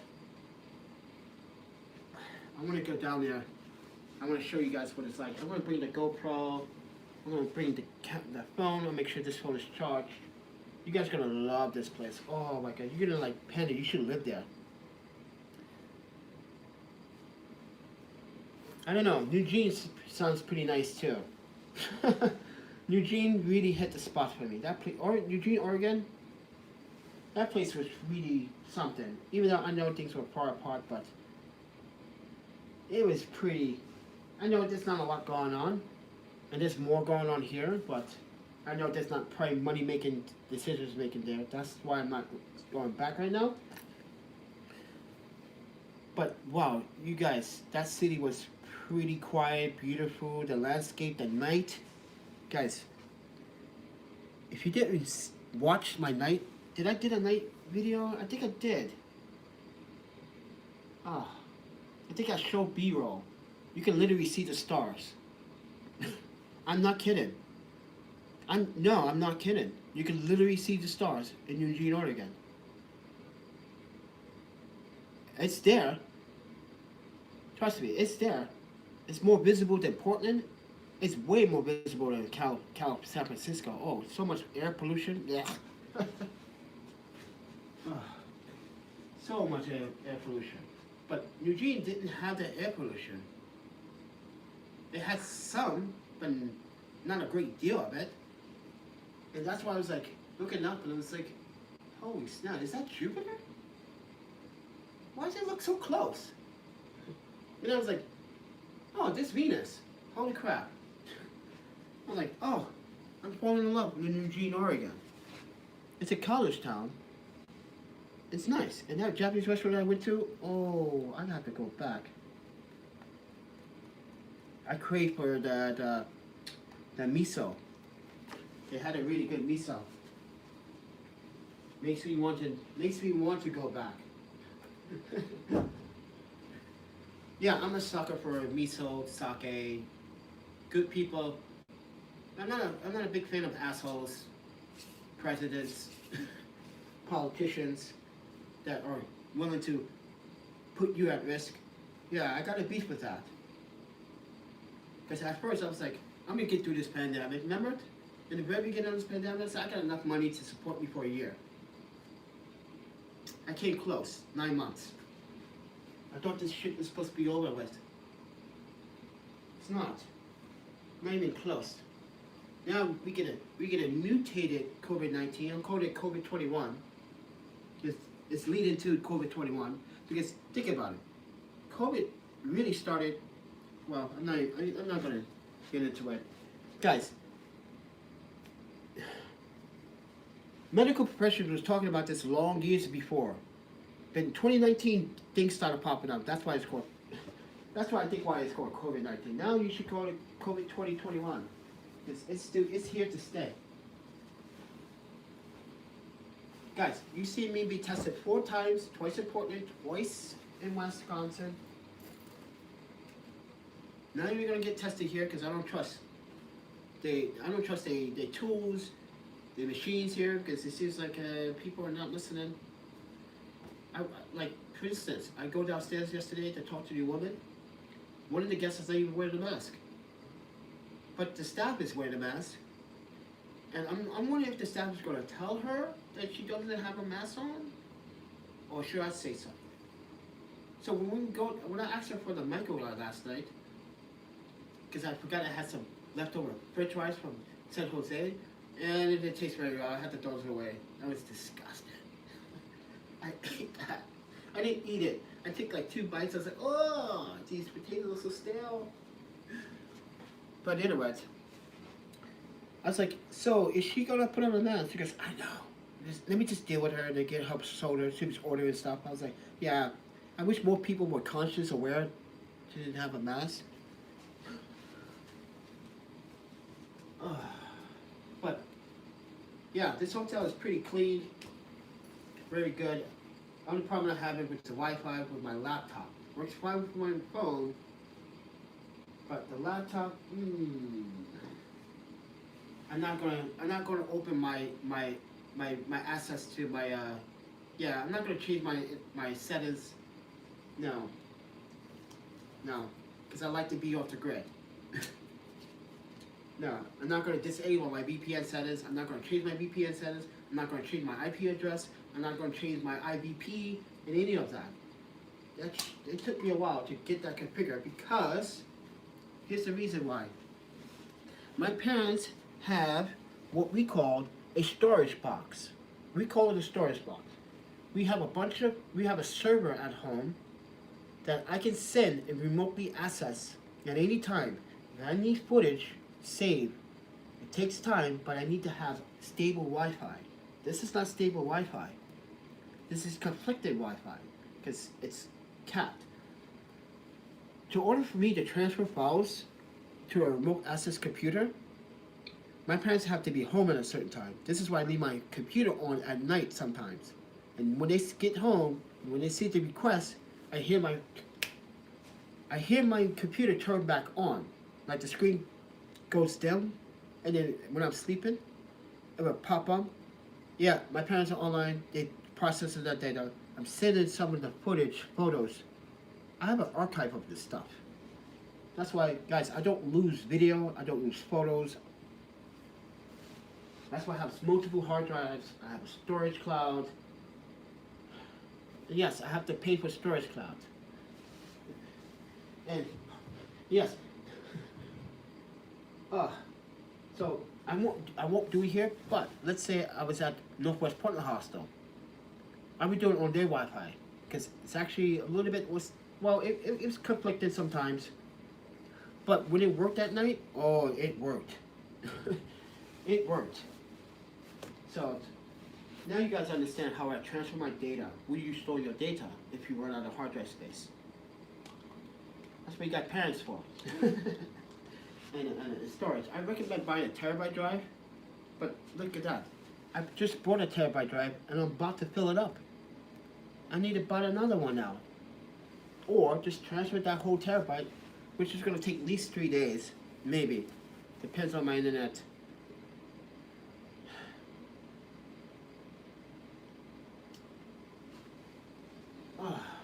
Okay, we need to get ready, get dressed. You think I could make it down there without causing my back to spaz out with carrying all that? Let's see. First, we need to test it. Oh. Oh man. Panda. Oh, I don't like how that wiggles like that. Ah. Hello YouTube, this is Panda. Okay, that looks okay. From a distance like this, the light, like, this is Panda. The microphone is pointed right at me. It should be pointed at me. I gotta move it, push it in a little bit towards the lead. I think it should pick up fine. Yeah, it should pick up fine. It's right there, line of sight. But this microphone, like I said before, wow. This microphone, the Boa BY, I had it since 2007. Guys, if you watched that video, I was pissed off when I got the first two. And the third one worked the charm, and someone's like, "You're doing everything wrong. That's why it didn't work." No, I did everything right. It was DOD units. Plug this in here. Then plug this into the microphone. Hopefully. Oh, it's about to break off. This is not going to work, see? Okay. Plan 2.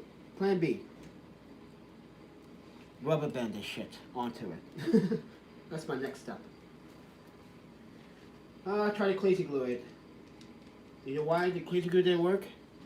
Because the BOA team are using some type of cheap plastic that if you use crazy glue, it just melts. Like it burns up. You can see it smoke. The reason why I say that is because of this. Look what it did to the microphone. As it was drying overnight, it turned it white because it was smoking. The plastic was simmering like smoke. So yeah, it did this. You see the white marks? Yeah, that's not crazy glue. That's crazy glue, that's the fumes from it. That's the fumes. So, now you understand why I use crazy glue. It's pretty strong. It's some strong stuff. And it's crazy strong stuff. Wow. clean this off. Oh. Oh. Ah.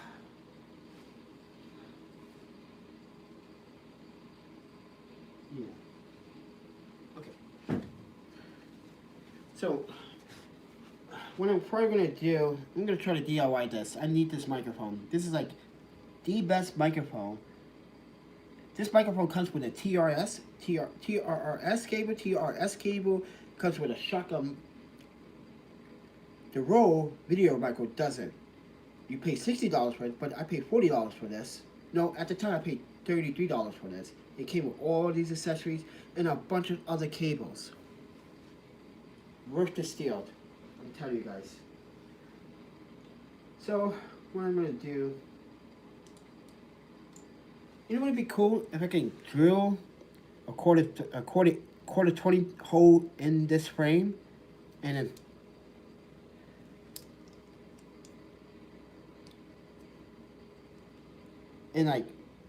then drill the hole quarter 20, drill that screw in, then crazy glue it so it doesn't come out. So therefore, I can attach it to this anytime.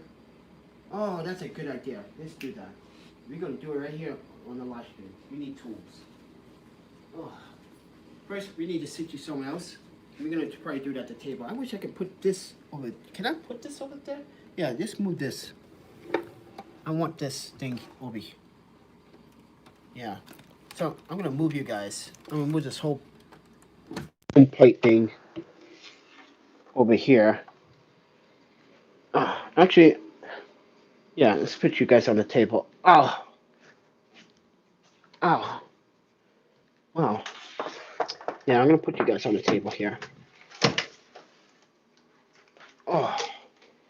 I'm gonna try to fix this. Oh. Okay. Let me back up a little bit. All right. Oh wow, this thing can tip too. Oh wow, that's. Oh, I gotta get one of these. What is this? iHome. Yeah, I definitely gotta get one of these. This looks so cool. I wonder if I can. Oh wow, yeah, I definitely gotta get one of these iHome thingies. This is so This is so. Guys, look at this thing. I never seen this thing before. I heard of iHome before, but I actually never played with one before. But this is what I have you guys sitting on, and charging, and doing a live stream, and I can control the volume from here when I plug this up too. Isn't that cool? But anyway, yeah, I think that's freaking cool. And now, I'm gonna do a DIY project. So I'm gonna try to, just try to, oh. Oh.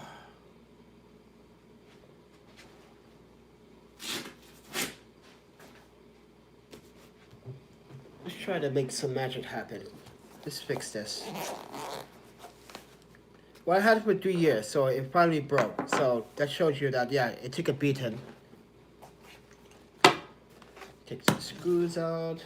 Okay. I'm gonna try to see what we have. You see, like this.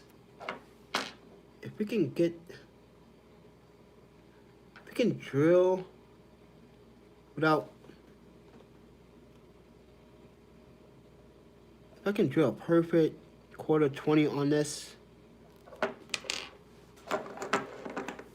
or I wonder if I can take one of these quarter 20s and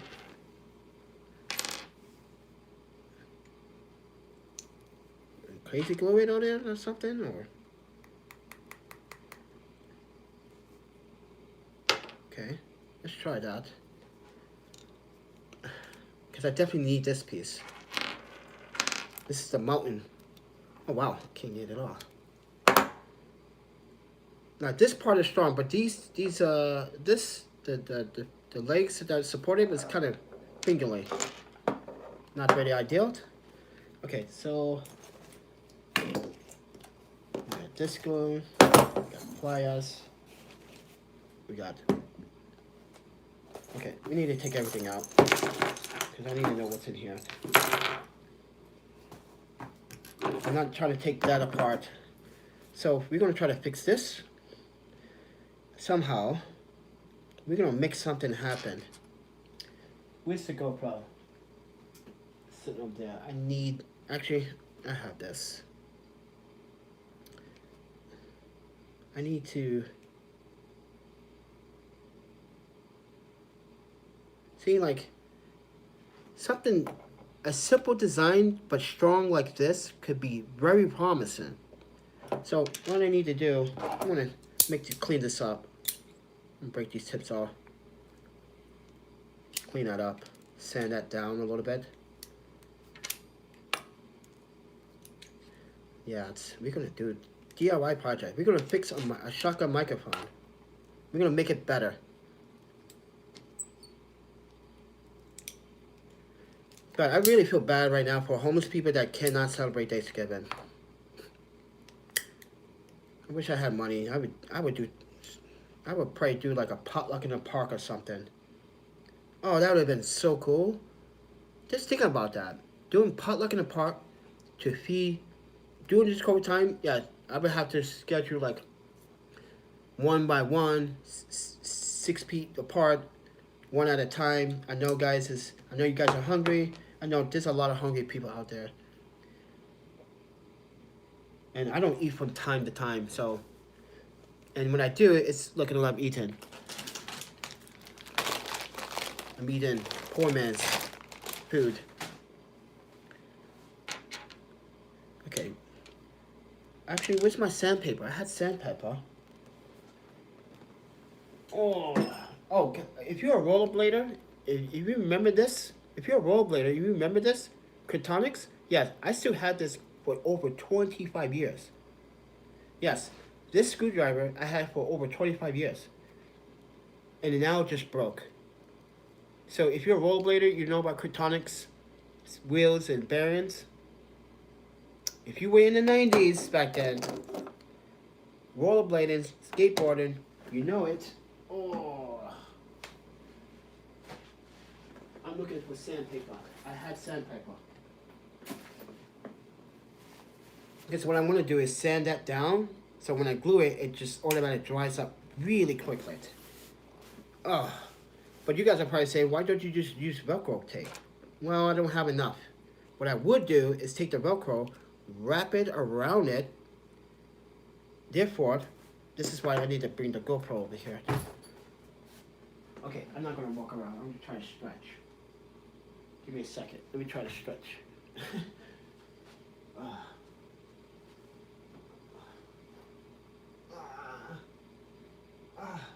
Okay, not too bad. Oh, no, I need to grab that.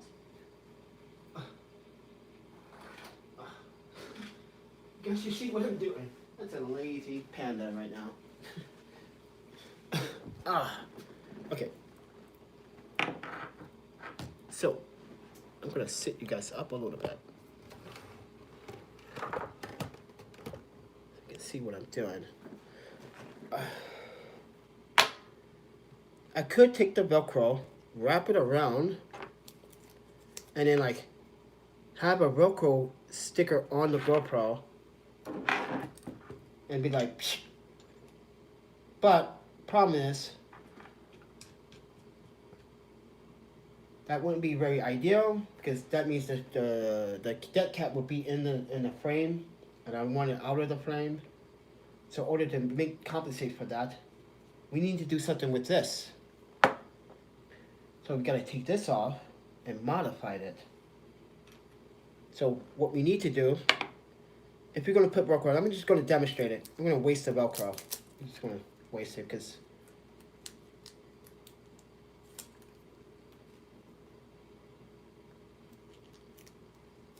don't worry, Velcro is always removable, so don't worry about it. And mind you, this can support up to 16 pounds.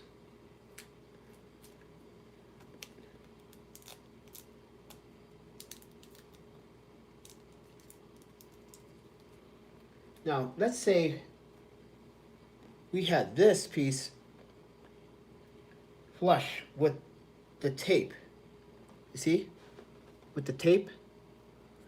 Now, it's not pretty critical idea because of the shape of this microphone. It's round. This is flat. It's not going to really stick that well. So you need to have it on a different type of surface. So I just wanted to demonstrate that to you guys. And I just wasted Velcro. But I'm not completely done with that, because we could always do a modification like this. See this piece? This came from a Micro Four Thirds adapter that I used on the EM1 Micro Four Thirds 4K camera until it malfunctioned.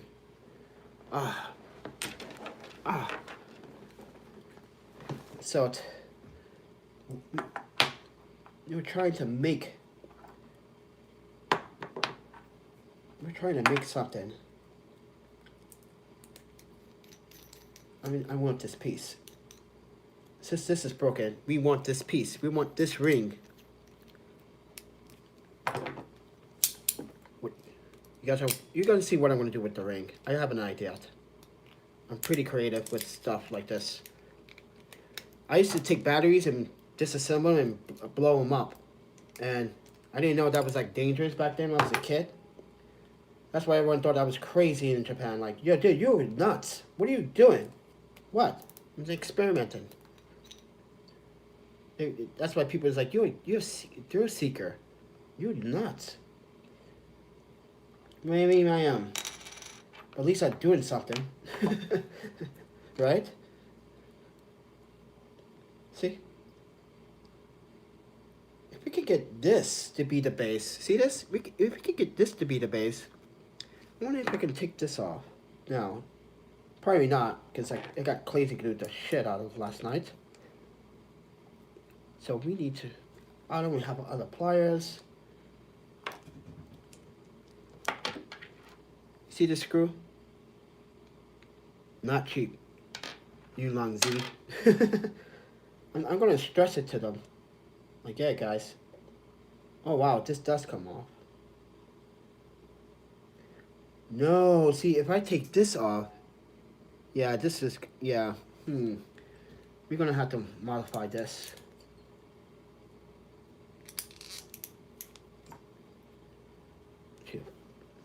When is this adjudicator going to call me? I'm curious. Maybe I'm trying to figure something out. Give me some money. You guys ate up my money. This country ate up my money. No, I don't want free stuff. I would like to pay my way, but still, other places should have been more flexible. Give us a kitchen so we can eat.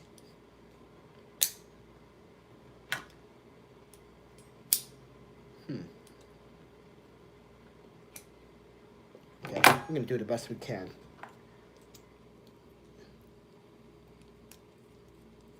See, the only problem with this, that it has a curve in it. That's the only problem. This one has a curve. That'd have been nice if this a little longer, but maybe we can make an extension for this. Yes. No.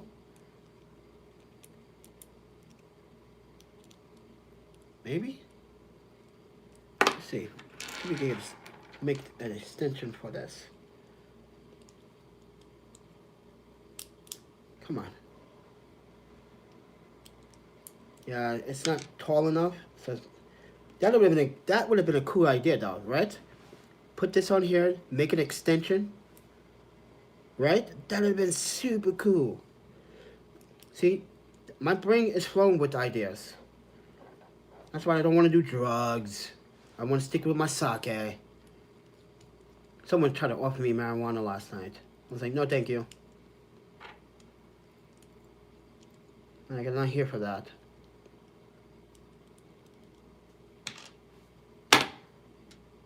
The guy probably saying, what a fucking douchebag. Don't want weed? That's what he's probably saying. Who doesn't not want weed? That's just weird. And he probably said, and he's black? Doesn't want weed? Yeah, I get that a lot. I do not bore. Okay, maybe. Okay. We have options. We have this. We have this. We have this. We got the hub. Ah, we got a hub. I wonder if I can. Let's see if that works. If I can like stick this through. Oh wow, that would have had been something. Okay.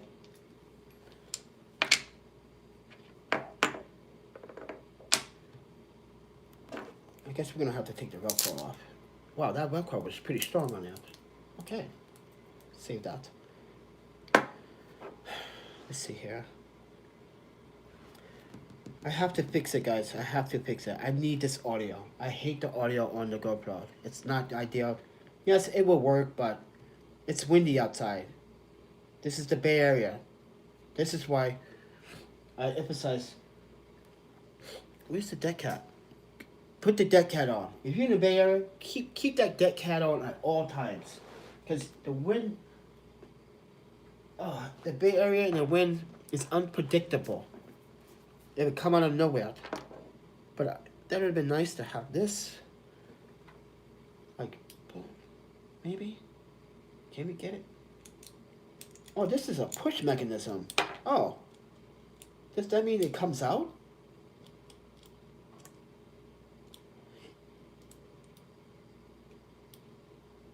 It's a push mechanism. Okay. So why wasn't screwing on the first time? Oh, because it's not even a quarter. This is not even a. Guys, this is not even a quarter 20. It's not. Look. See this? This is a quarter 20 adapter. Look. It's not even screwing on because it has no grip. What is that? Okay, so this is out of it, but it would have been cool to have that. Or been cool to just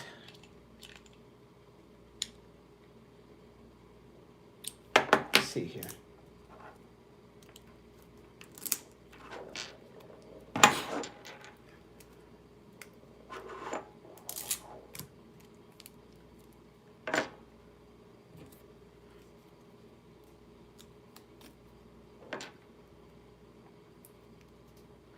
This would probably be the easiest thing to do.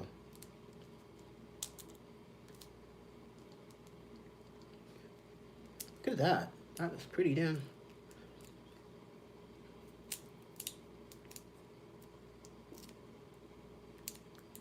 Look at this. I'm gonna test it. Okay, so that was extreme. That's what we have to do. Gotta test it before we actually go out and play, right?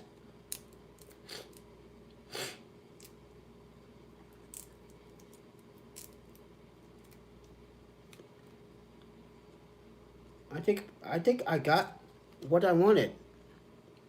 Something that simple, that easy. So what I'm gonna do is detach this. But I'm gonna detach this.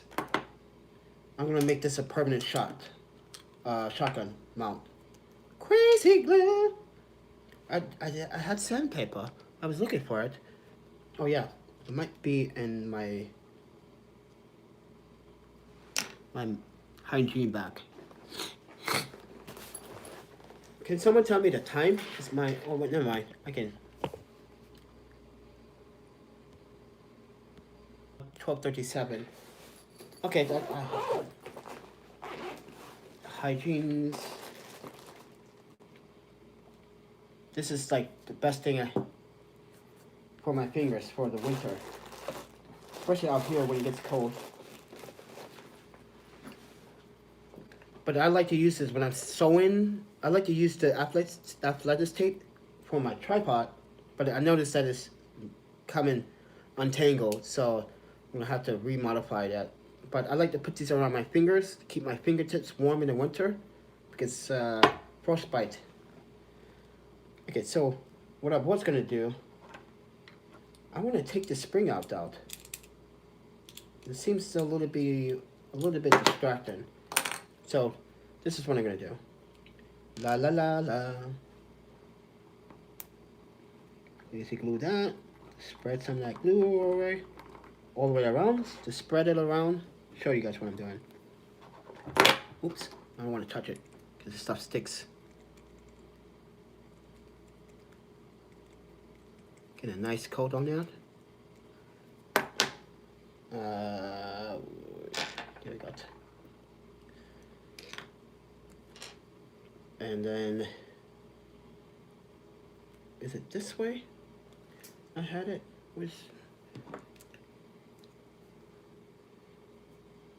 Yeah. Yeah, it'd be this way.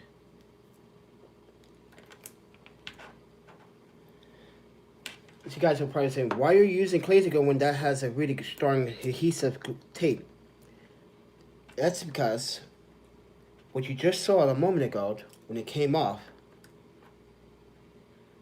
I don't want it to come off. But I'm also going to do something a bit crazy right now. Watch this.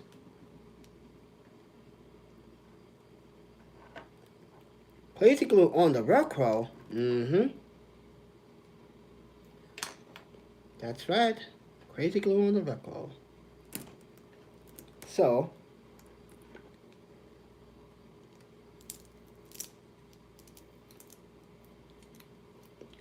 tighten that, wrap that around. Let that dry for a few minutes. And then we're going to cut. Yeah, let this dry for a few minutes.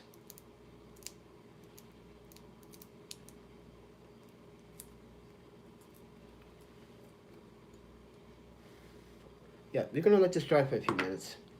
But look at that. Look at that. I just made a beautiful shotgun microphone mount. Look at that, Boa. I just perfected your shotgun microphone. You should pay me. Why? Because I could be your next engineer. Scissors. We need scissors to cut the excess left. Oh, that's solid on it now. Oh yeah. Oh yeah, I can feel it. Yeah, no wiggle. That's good for its sound, because with this mount, there's a little bit of bounce, and you can hear it in the audio, the bouncing. And that's the problem. This solid based, very solid. So microphone's not going to be jiggling around with a loose shot mount, in my opinion. But we're going to have to test that theory and see if that makes a difference. But wow, this thing is on here good. We just made a mount. Ladies and gentlemen, I don't know what you would call this, but this is worthy of sponsorship. Don't you agree? Oh. Sorry, guys. Oh, need tissue.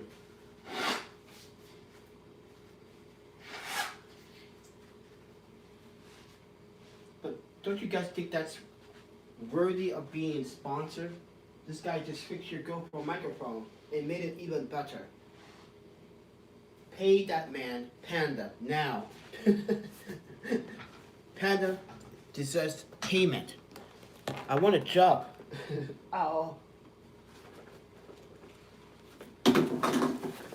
Oh, damn, everything wants to fall on the floor.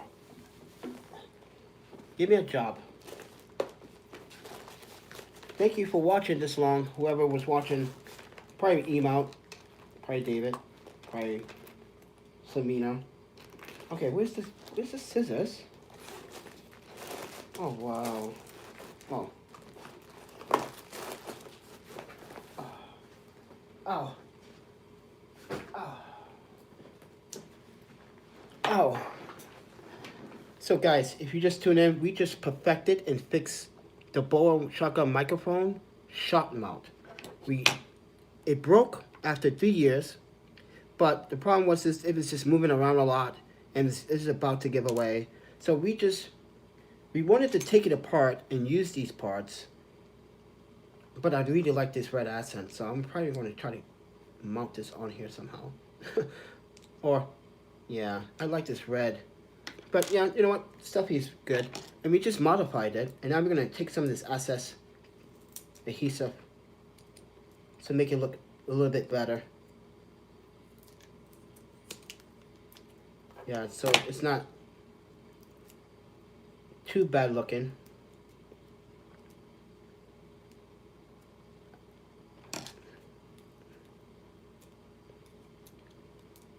I could do this with the razor, but I want to scratch my microphone.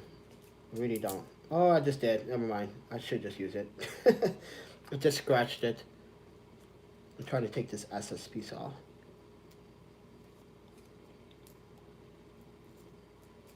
This is driving me nuts.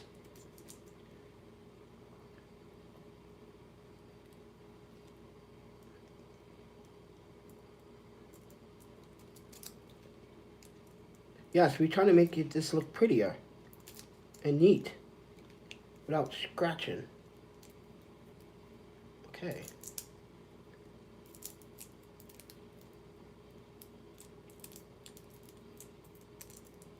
Oh, it's not even dry yet. It's dried on the mount, but it's not dry.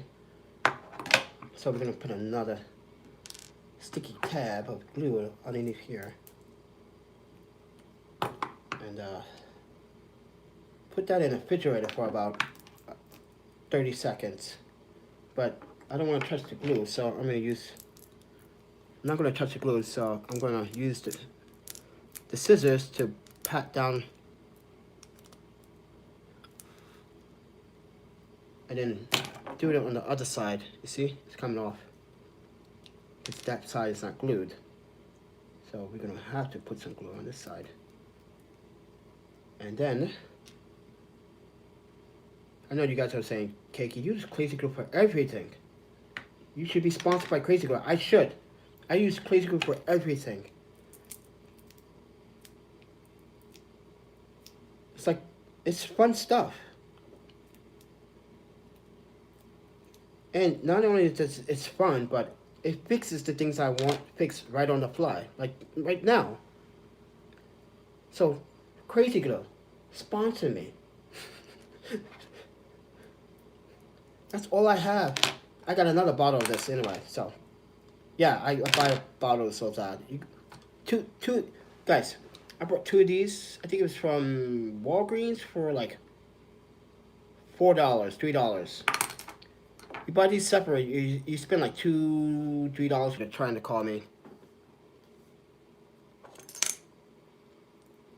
I think someone from 415. 415 is, no, that's San Francisco. What's here? I need to look up the zip code over here. But look at that. Guys, look. That is genius. A marvel of engineering. What'd you say? This is a prototype. See? Everything I make is prototype. Yo, Michael the Raven. You see this? I'm like you, man. I'm always innovating. But the thing about Michael the Raven, this is why I love him so much. He has the 3D printer. If I had a portable 3D printer, oh my panda. Yeah, I really praise him a lot. I really like his attitude. And like when like at the end of his videos, he's walking down the street with the straps. I'm like, I want to walk down the street like that.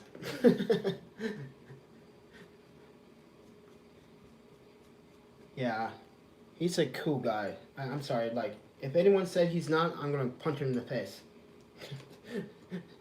I'm like, wake up. Is Trump cool? Yeah. Is Pelosi cool? Yeah. I'm gonna keep punching you. Oh, guys, look at that. Boom. Look at that. Oh, snap. Look at that. Perfect. Look at that. That's on perfect. May I say, How many times I have fixed camera gear stuff from manufacturers and they never praise me for it? How many times, guys, on this channel I have fixed manufacturer's gear? Even the Manfrotto I fixed. Do they give me any recognition for it? Nope. I think they should. I'm not saying that you have to. But when someone takes the time out to show an audience how to fix something without going through the issues, it means a lot. It shows that someone is actually reading, understanding. There's an education factor here. This is why I don't understand YouTube. What I do on this channel is real life stuff and educational. I can show you how to fix stuff.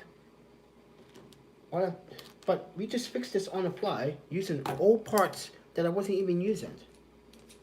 I'm gonna take this off now. Now I gotta just worry about this. Because this keeps wobbling like a maniac. It is a maniac.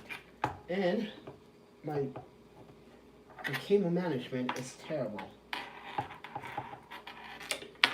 Just put the cable. I got these cable ties on here. So store the cables like that. So they're out the way. And then loop this around a full time. It's supposed to stretch over. So I think I need to pull.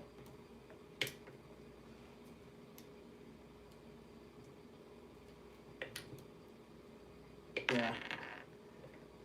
Ow. Ow. Doing this is hurting my back.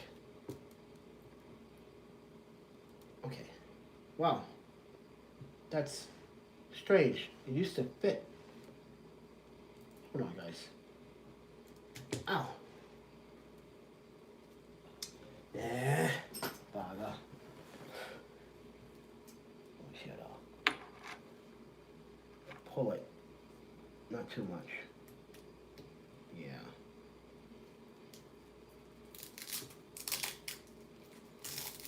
Tighten this up a little bit.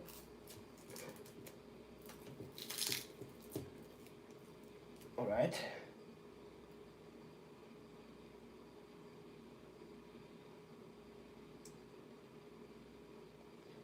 I'm missing one more thing before we go outside. Oh.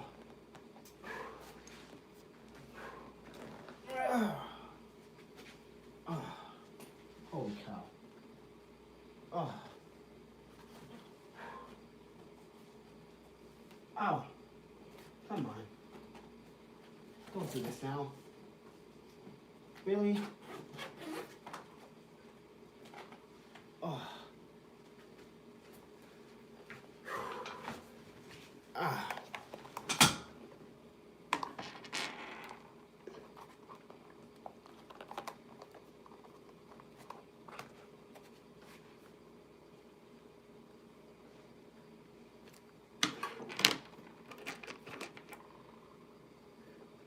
Magnetic AD filters. So all you have to do is just slap them on. Let's see. All you have to do is slap them on. Boom. There you go. Those are the Tenson ND filters. They should be in the descriptions below. If they're not, let me know. I will add them in the description so you guys can buy it. But yeah, these are so much better. Oh. Oh. So now we got a working shotgun microphone on a custom Panda built mount. Look at that. The Boa BYMM shotgun microphone has been upgraded to a beast. Yeah. That's how a microphone mount should be. Metal, robust, flexible. And it could come with a C-clamp too. A metal C-clamp or a flexible plastic C-clamp that is attached to this with the quarter thread. And yeah, detach it when you want. Yeah, I think that would be the design. Like, boom. What do you guys think? That would be the design. So, we need to contact Boa or Rode microphone. Let's make a version of the new Rode microphones or something. A new version of it. A better audio experience. But sometimes Rode stuff. My fair shares. Okay. Alright. Clean this mess up. We don't need this. Oh, I'm gonna keep this. I feel like I can use this for something. Did another DIY project or something. Because think about it, like I can use this to be like a mountain point or something Velcro. See? I just gotta get that off. I can use this for a lot of other things. I don't like to waste stuff. So guys, if you, this is where my habits come in play. This is why I got these bad habits of keeping all this stuff. In Japan, we don't throw away stuff. We kind of keep it. And the reason why we keep it is because it would come in handy. Look what this did. I had this stuff in this little pouch for the longest. And it comes in handy. Oh, just a tiny screw there. It comes in handy. Let me keep this for sentimental value. Got all these. This is from the UNC because that's broken. This is for this. This is from the. I use this. This is for my hubs. So when I'm doing sports photography or wildlife, I have two cameras. They're on a vest. This is what this is. This is a hub. I use this also as weights for gimbals. So to balance the weight on one side. Yeah, I use this for gimbals sometimes. And you guys seen that, the Smooth Q3 modification? Yeah, that video went pretty crazy good. A lot of reviews on that one. I think it's over 8,000, 10,000 views now. And people are like, whoa. Like, where can I buy that? Where can I buy those hubs? I had people buying these hubs. Like Wildcat. Like, literally. Guys were going. It's like, the new sensation was fixing stuff. That's what I like to do. Fix stuff. When I have the chance to. But, anyway. I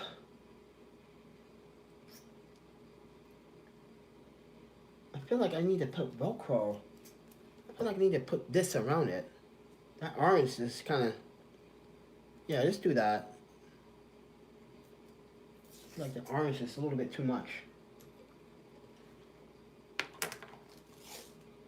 Cover that.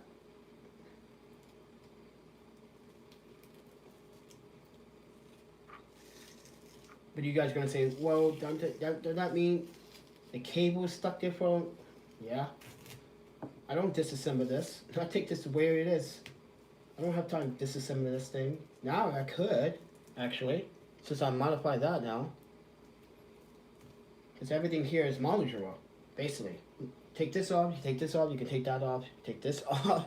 Everything on here, oh sorry. Everything on here is modular, basically. So, yeah, take it with all the grain of salt. And the battery brick, or power bank, whatever they want to call it.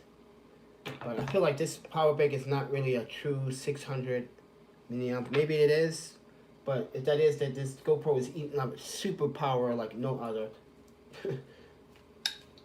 And there's no battery indication, means that this is not plugged in correctly. Oh, there it is. Takes a while. That's strange. So, yeah. This is the masterpiece of a GoPro. You can call me a GoPro enthusiast.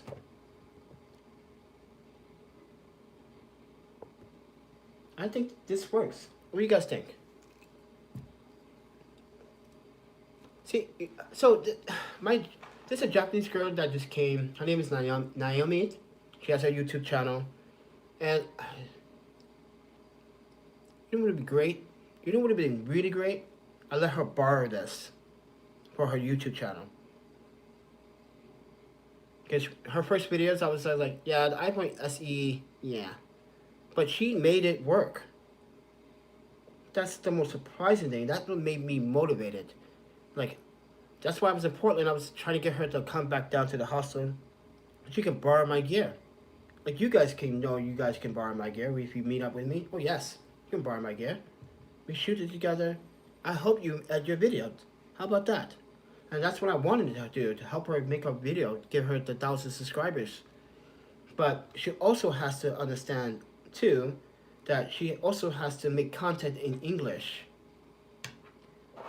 And that's where it's going to separate you and get a mix of both Japanese, American, European, Australian audience.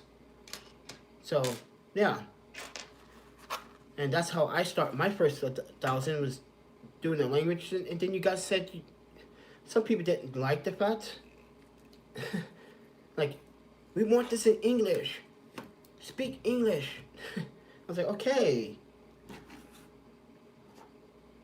You guys complained about that so much. Not you guys, but there was a younger generation of YouTubers.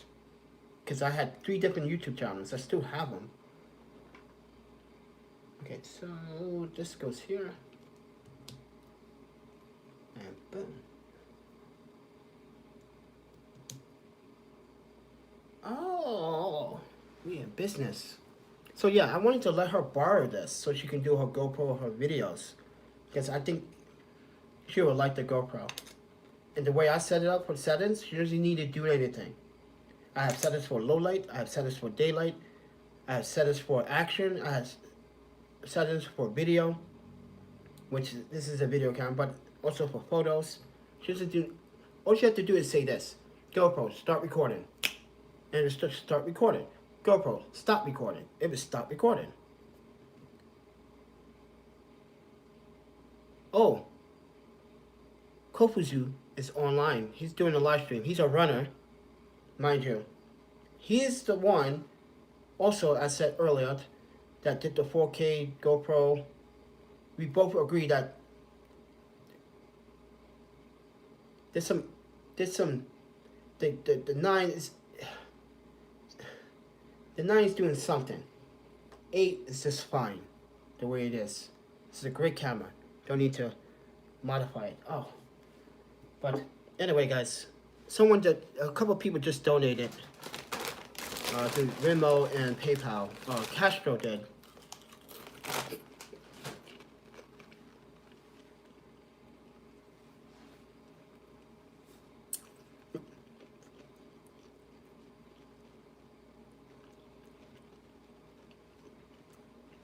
Are you guys hearing me suck on the chips? Do you know why I do that? Not because I don't have any barely no teeth. Because I have no taste, and then they suck all the flavor out the chip first to hit my stomach, so my stomach understands what it's eating. Yeah, I got a twisted stomach mind. My stomach doesn't like a lot of food. I eat something, I'm like, no. Yeah, it happens. Like I said, after ever since the car accident, my habits have been weird. My mental health affected me. Anxiety. My eating habits are not as strong like I used to. Dude, I used to eat like 5-6 times a day. Literally go back to the Japanese store. Right, Juanito? Juanito would tell you. Juanito, Keiko, Allah. He was my roommate, my Saudi roommate, and best friend. Zach from Wisconsin tell you. Anyone from Wisconsin or New York or Paris or Japan would tell you, like, yeah, Keiki was all about food. I also always cook all the time. I always ask my roommates, are you hungry? No, like, I get pissed off, like, I want to cook something. Because I kind of want to see them smile. Food makes people smile. Kind of wanted that for people. But anyway, I'm going to put this stuff away. So we just modified the Boa shotgun microphone even better. We are geniuses on this channel. Not just me, you too. So we all had a fair share in this idea. If they asked me, like, This was inspired by my YouTube family. It's called Panda Nation. It's the only family I really have right now is you guys. Only people I can actually really talk to on a level. Well, any stupid, well, typically this country, blah, blah, blah, blah. No, typically this country is founded by immigrants. Typically they should be based on that. Why is a president trying to kick out immigrants? Condescending, in my opinion. Fucking loser. That's what he is. He's a loser. Now, if I want to go, if I wanted to take this to a notch, I could put another light source here. You know what I was thinking about? Mounting a big, giant, newer light ring around. It was such a stupid idea. It's like, if I contact Newer and ask them to send me like a 12-inch something, like, or a 10-inch more ring, and mount that on here somehow in front of the GoPro at night. People are like, dude, you're overkilling the GoPro. Am I? Am I? Am I? I'm not overkilling it. I'm trying to have fun. What do you... Let's see here. Yeah. Oh, I know we can go down here. You guys. So I can monitor the GoPro at any time. So how that gonna happen? How that has to happen? Where's that mount? I need that mount again. And I need the quick. Oh, I need a quick release. Yeah, I need this. Oh, that's why I keep this Zhiyun quick release. Okay. Take this off. Because I like this mount. This camera mount came with my Leo Photo arc slice tripod. Cuts with quarter thread, hot shoe on the bottom, and then a quarter 20 on the bottom. So what we want to do is try to get this to go out here. Or no. This end, sorry. Well, I can use both ends. Let's see here. Yeah, I think I should use this end. Seems a little bit more longer.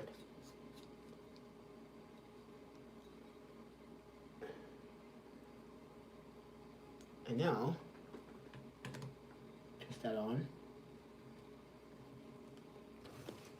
I'm just twisting that on.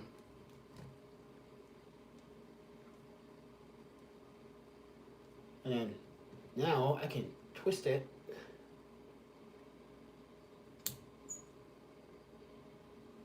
Ooh, that might be a problem. I'm going to need an adapter.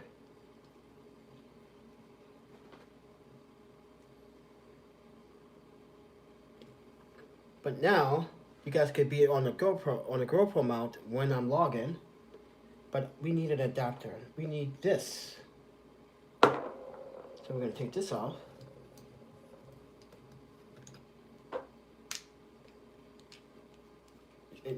We need this and a ball head, I think.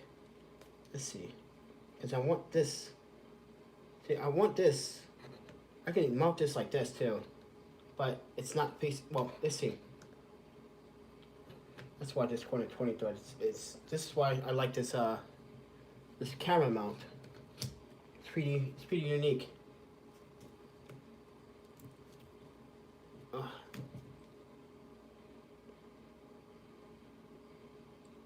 That's the problem with this ball head. It only has one rotation. That's the problem about the side effect with this ball head. It just only has one rotation. So, yeah, we're gonna have to deal with a slight. What is going on here? Okay. take this quick release plate off.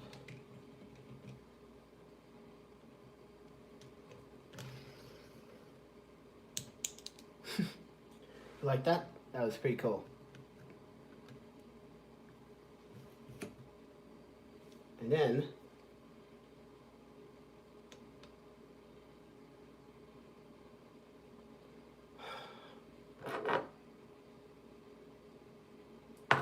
this has got to work somehow. Ow. See, only if this ball head, see, there's a limitation to this tiny ball head.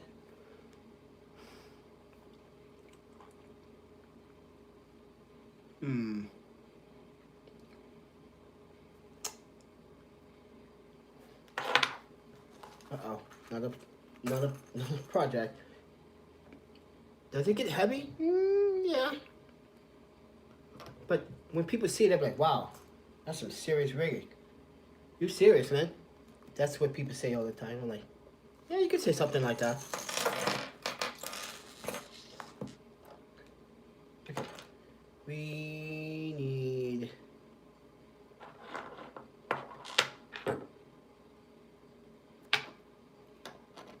need to mount this sideways so it can view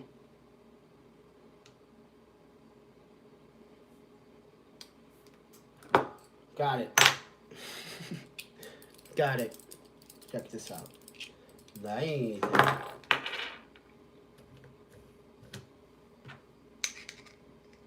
So I'm gonna take this off at any time. Look at that. Boom. There we go. Who's the genius now again? Ha! See? Who's the genius? Panda. Who helps Panda? You, the audience. Okay.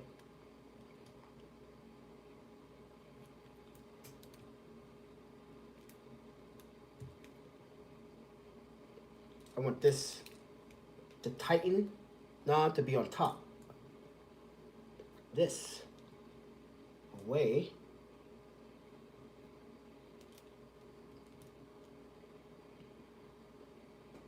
Ow, ow, ow. Oh, wow. Tighten stuff. Tense. What the?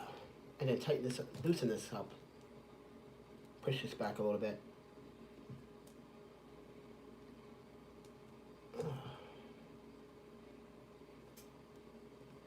Ow. Notifications are popping up as I'm doing live streams. It's just nuts. So I'm going to give you guys a run. Give me a second here. Okay. Yeah. So here it is. The quick release, the ball head, the extension. See the limitation on the ball head? So it can't sting out this way towards me. So this is why I use this tiny ball head. And then, boom. Look at that. This is called the Panda 5.0 now. How many versions are you going to make of this GoPro? As many as I'm showing you guys, educational-wise, YouTube, you paid attention.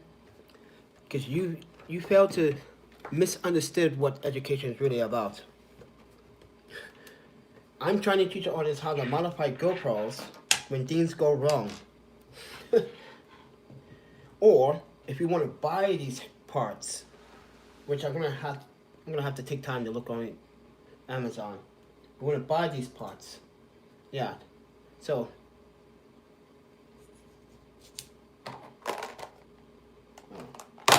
it's not equal to a size phone, but yeah, the phone would sit right underneath, like right here off the frame, and yeah. Let's see here. I think I need to loosen this up again.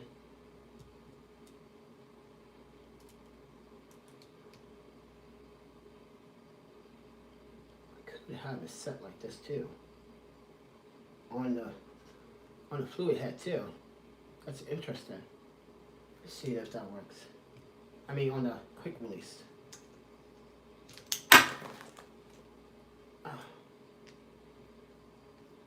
Yeah, that's gonna work. See, I got options. Oh, I have dope options. Look at that. That's perfect. Look at that. That's perfect. Sits right aside the battery brick. Oh wow, see, this is why you gotta keep these parts, ladies and gentlemen. If you buy parts that you don't use a lot, oh guys, you have to.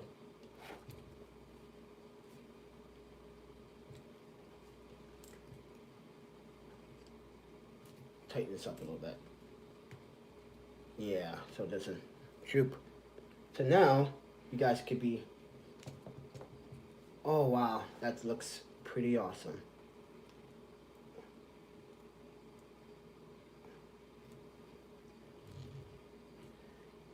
Yeah, I think it looks awesome. What do you guys think?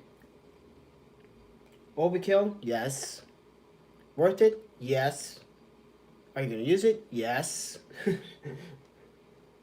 And if I want to release this, see, this is the problem with this quick release. Ugh. Release it, put it on something else, but I don't have another Zhiyun, or Zhiyun, or Zhiyun, Xenia, whatever. I don't think these guys didn't like the idea of how I modified the smooth cue. But yeah, this works. See, I can rotate anytime. And I'm gonna put it right. Ow. Ow. Oh wow, that is super bomb. Look at that.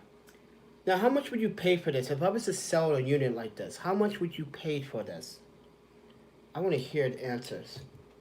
I want to know, how much would you pay to be part of Panda?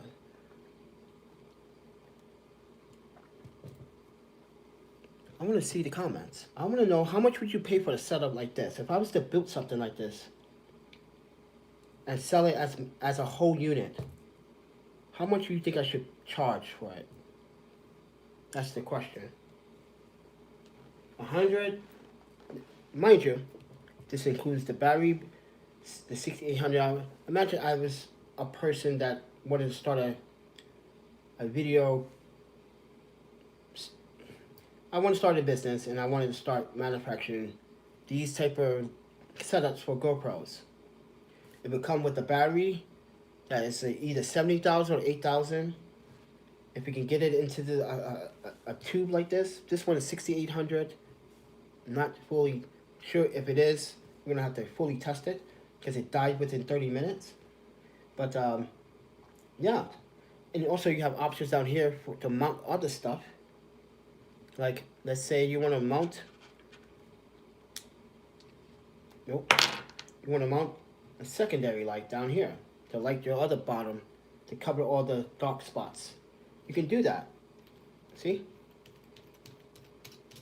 It's like an example. You can mount stuff on the bottom, which is pretty cool.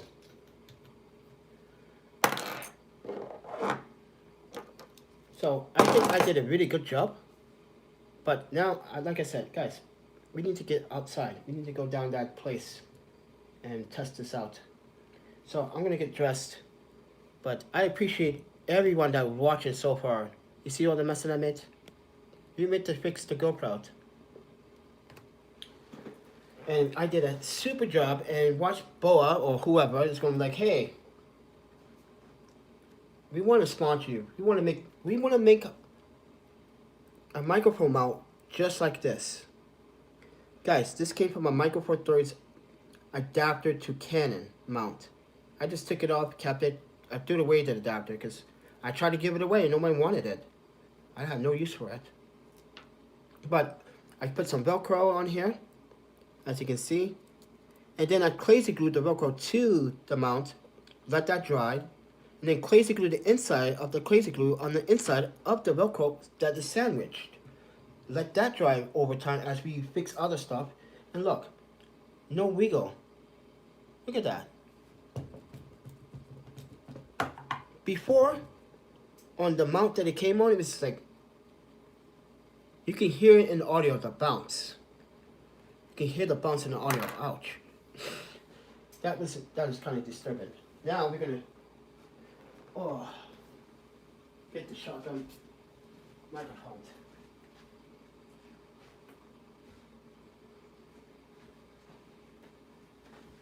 I need to talk to people.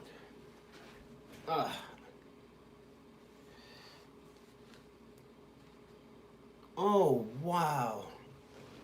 Oh, look at that. Isn't that beautiful? Yeah. That's called panda sexy. If YouTube disagrees with that, I'm gonna kick them in the teeth.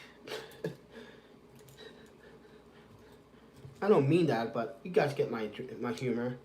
Cause, guys, I'm so happy that I have an education. I'm so happy to be alive and smart and share this with you guys. Oh my panda, cause I don't see content like this often. Well, Jerry Undone, but he's different. And he's super good. You gotta love us Canadians.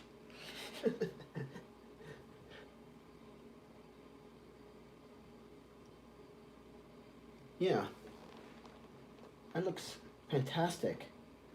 Oh. Guys, I wish you guys can hold this. And just feel how this feels. It just feels robust. It just feels robust. It feels like a premium product. Because before it just felt like the parts that it originally came with didn't feel premium. But now I feel so secure. Like, look at that. Boom. Walking down the street like a boss. GoPro boss. Yeah. Let's go out. Let's get dressed. I want to look nice. Oh, I gotta take all clothes out. I want to look nice. You guys want to see what I'm gonna wear? I'm not gonna wear much. I wish I could just go outside naked. You guys went, what? What did you just say? Yeah, I wish I could go outside naked. Any other country I can go. This is why I love Brazil. I love going to Sao Paulo. I haven't been there in years. But man, I want to go there. People are so like, You see your cheeks. Got nice cups. One guy said I had nice cups. The butt. That's what he used to be heard. I was like, huh? You know how they open-minded down there. And my friend Jessica, you guys know her. You've seen her. I invited her to the States. And I invited her to Madison, Wisconsin back in 2015-16. Remember that? We were hanging out. We did a photo shoot. We had drinks. We had food. We were in San Diego. We were in Chicago. Yeah. I miss her. She was like she was like the best traveling buddy I had that year. Oh, wow. And then it was Paula from Romania I met after. She was nice. And she's owned her own business back in Romania. She's a redheaded, beautiful, you may have seen her on my Instagram. And there's Keisha, the Russian New York girl that is a model slash hand model slash everything. Then you have Leah Lee. Leah Lee, she is Taiwanese American. You see her with the golden hour photos? Yeah. Then you got Mickey, which is a Japanese friend of mine. She takes good photos. She's a makeup artist, by the way. And if you guys are looking for a really good makeup artist, if you're in New York, Mickey is the hands down. She'll make your portraits. She'll make other pro portraits look like garbage. Just the way she takes her time, not take her time, but her makeup skills are just beyond. Just like, I gotta hire her again. And we hanged out a lot, and we was friends. She also a friend of mine. Really struggled the first year in New York. She was going through some struggles. Yeah, she came close. I think she came close to being on the streets too. But lucky the Japanese friends and us, we look out for each other, and that's what I've been talking about. Like Yuma Tech, when my place got stolen, robbed, Human Tech and Kenta were the like 3 only people at that time in New York that literally looked out for me. Everyone else is just like bougie, but they want photos. They want photos.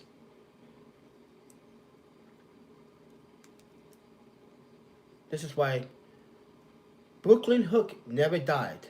Just let everyone know, Brooklyn Hook never died. We still alive. You guys don't know about us, Brooklyn Hook? From Tokyo to Osaka, from Kobe to Japan to New York to Paris. That's what we stand for. If you haven't seen the buttons or the shirts or the stickers on my Pelican case, you don't know the symbol of our symbol, then there's a lot you gotta catch up on about me and my crew. my gangster Japanese crew. No, they're some pretty cool people. But yeah, Yuma is more the hard ass. He's like, he'll tell you in your face. And that's what I like about him. He's not afraid. But he's a sneakerhead. So if you're a sneakerhead, you might fall in love with him because he just bought some exclusive stuff. But anyway, let's try to get dressed. And actually, can I just go out like this? I'm not trying to look pretty for anybody. I'm not looking for no girlfriend.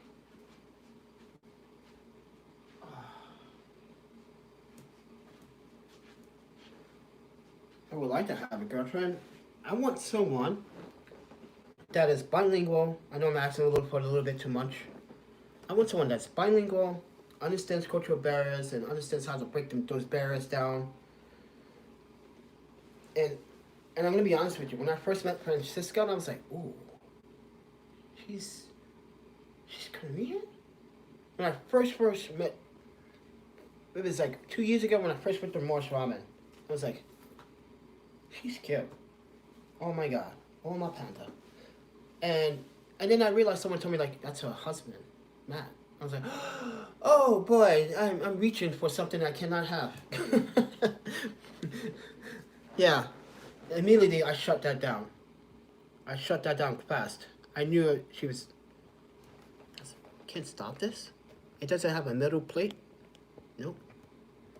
Yeah. But yeah. Oh. Yeah. So. Come on back. Oh. But yeah, I think she's, into this day, I think she's like one of my favorite people. I'm glad I got to know her. I'm glad I got to support her campaign. Yes, I supported her campaign, and she supported this channel too, guys. She donated like $200 like 3-4 weeks ago to cover for other expenses. Ow. She was like, God, I wish Wisconsin would do me. She wished Wisconsin would treat me right. Because I'm a very good asset to Wisconsin, especially Madison. I say any photographer out there walking the streets, doing street photography, doing portraits, like Trevor, that does all the beautiful portraits, he'll tell you like, yeah, Panda, go crazy.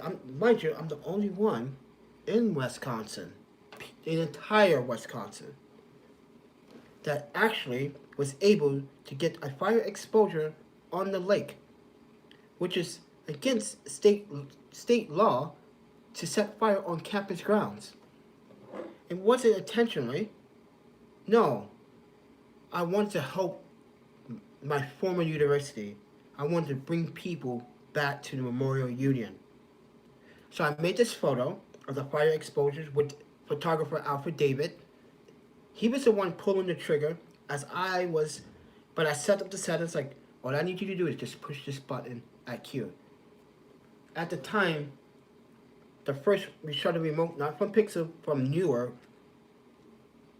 didn't want to work anymore after like 3 months. So I had him manually do it, press the button for me. So it was a joint effort.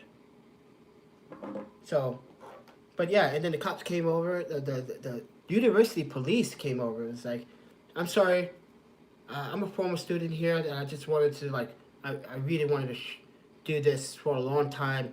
I want to help this university. As a member, I had to show my member ID. I still have, where's my wallet? My member ID. But yeah, I wanted to show my support.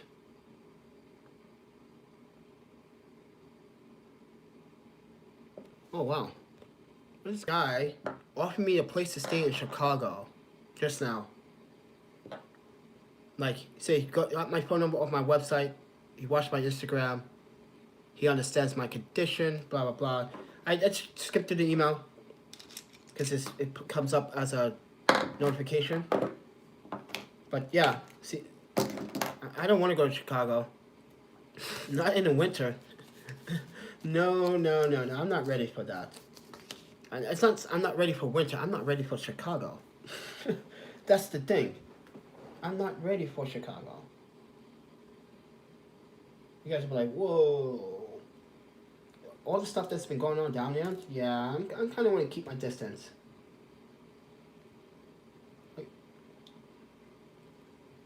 Okay.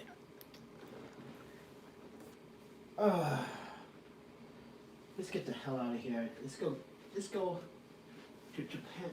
I'm not going to call it Japan because it's not Japantown, but let's go down there into that community. I'm going to see some stuff.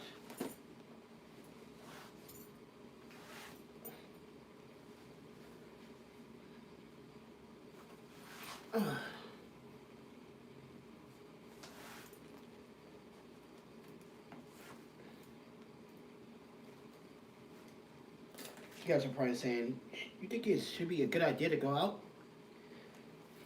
Yes. I want to be stuck in this freaking place all day. That's just nuts.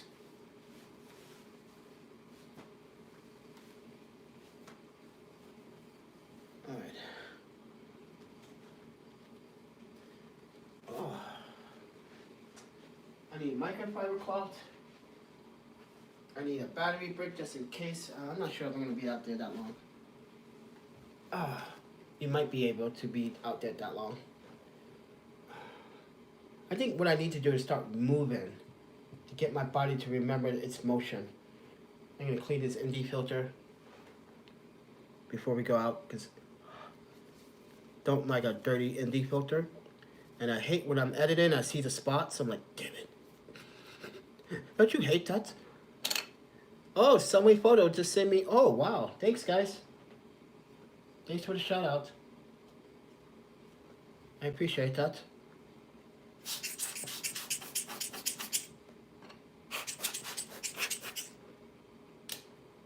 That's an Indy's 16. It's going to emphasize this blue cloud. I mean, the blue sky. And if there's clouds, you're going to see it. Like you saw in Eugene, Oregon, right before I left at the Amtrak station.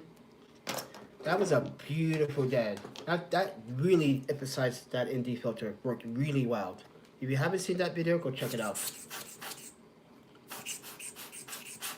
The Amtrak station in Eugene, Oregon. That's the title, I think the video is.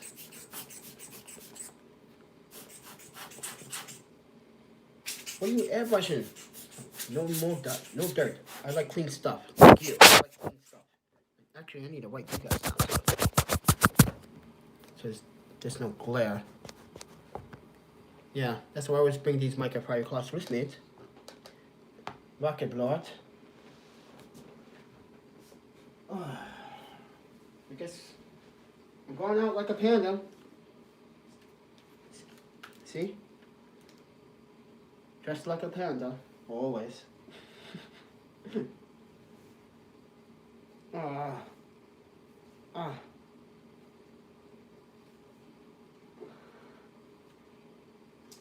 on.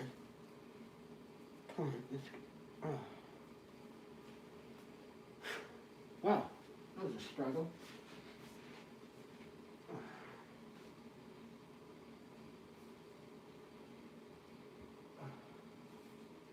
Okay.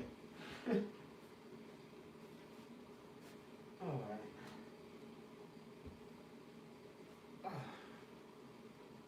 Come on. We can do this. Seriously. I can do this. Lower back is just the problem. It's the fucking lower back. Oh.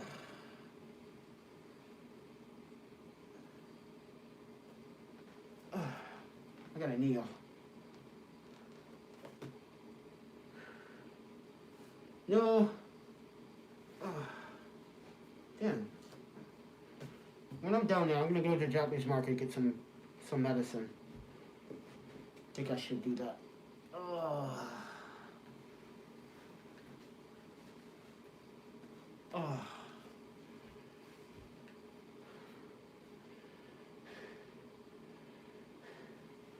Breathing out hard, like I just ran a marathon. What the deal is that? Put this in here. Put this in here. Nope. What am I putting this in there for? That's stupid.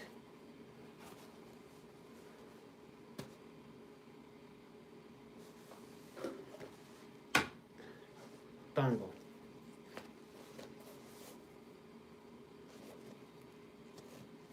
Actually, they're neat. I got coat pocket for this. I don't need this.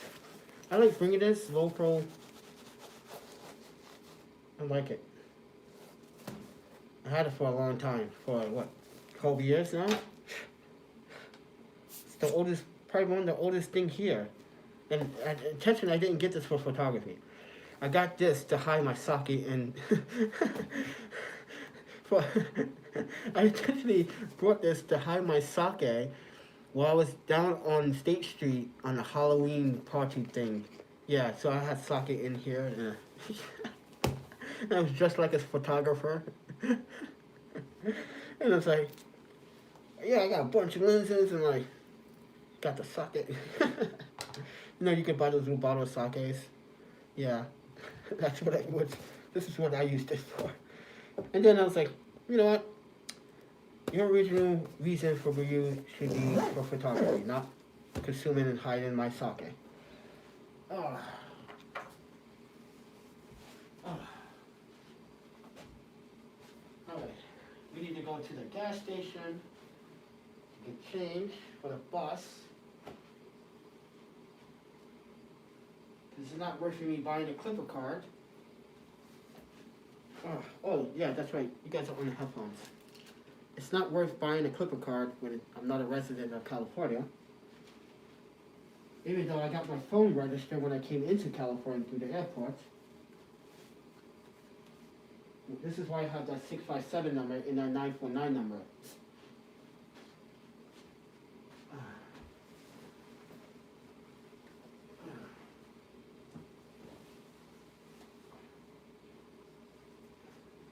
Yeah, it's windy out there. I can see the wind. It's a little windy. Oh. I look okay? I look like I didn't get run over by a truck? Oh yeah, I definitely look like a damn panda. You only wear black and white? No. Pink, yellow, white, red. That's my phone shut itself off. My phone just shut itself off while you guys were live streaming. What is that, iPhone? The iPhone, not a big fan of it anymore. It's been doing weird stuff lately. I have not been very impressed.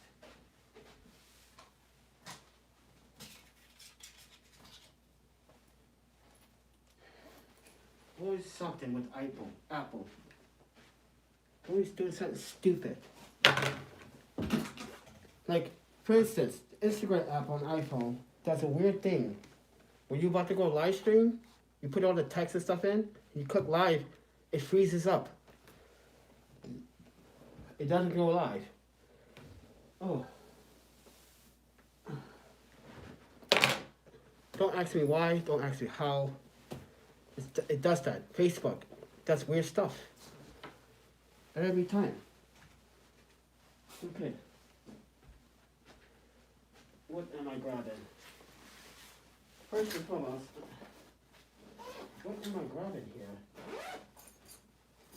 I don't need all this. I definitely don't need my keys. Let's limit some of this weight. Don't need that. I do need my glasses.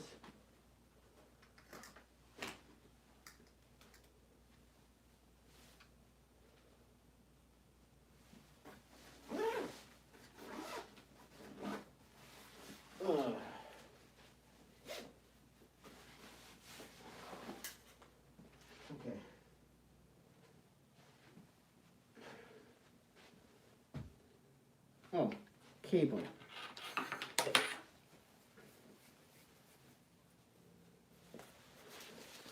I should steal this iPhone thingy. But anyway, guys, I'm gonna let you guys go. I'm gonna go down to Japantown and I'll do a live stream there. Peace.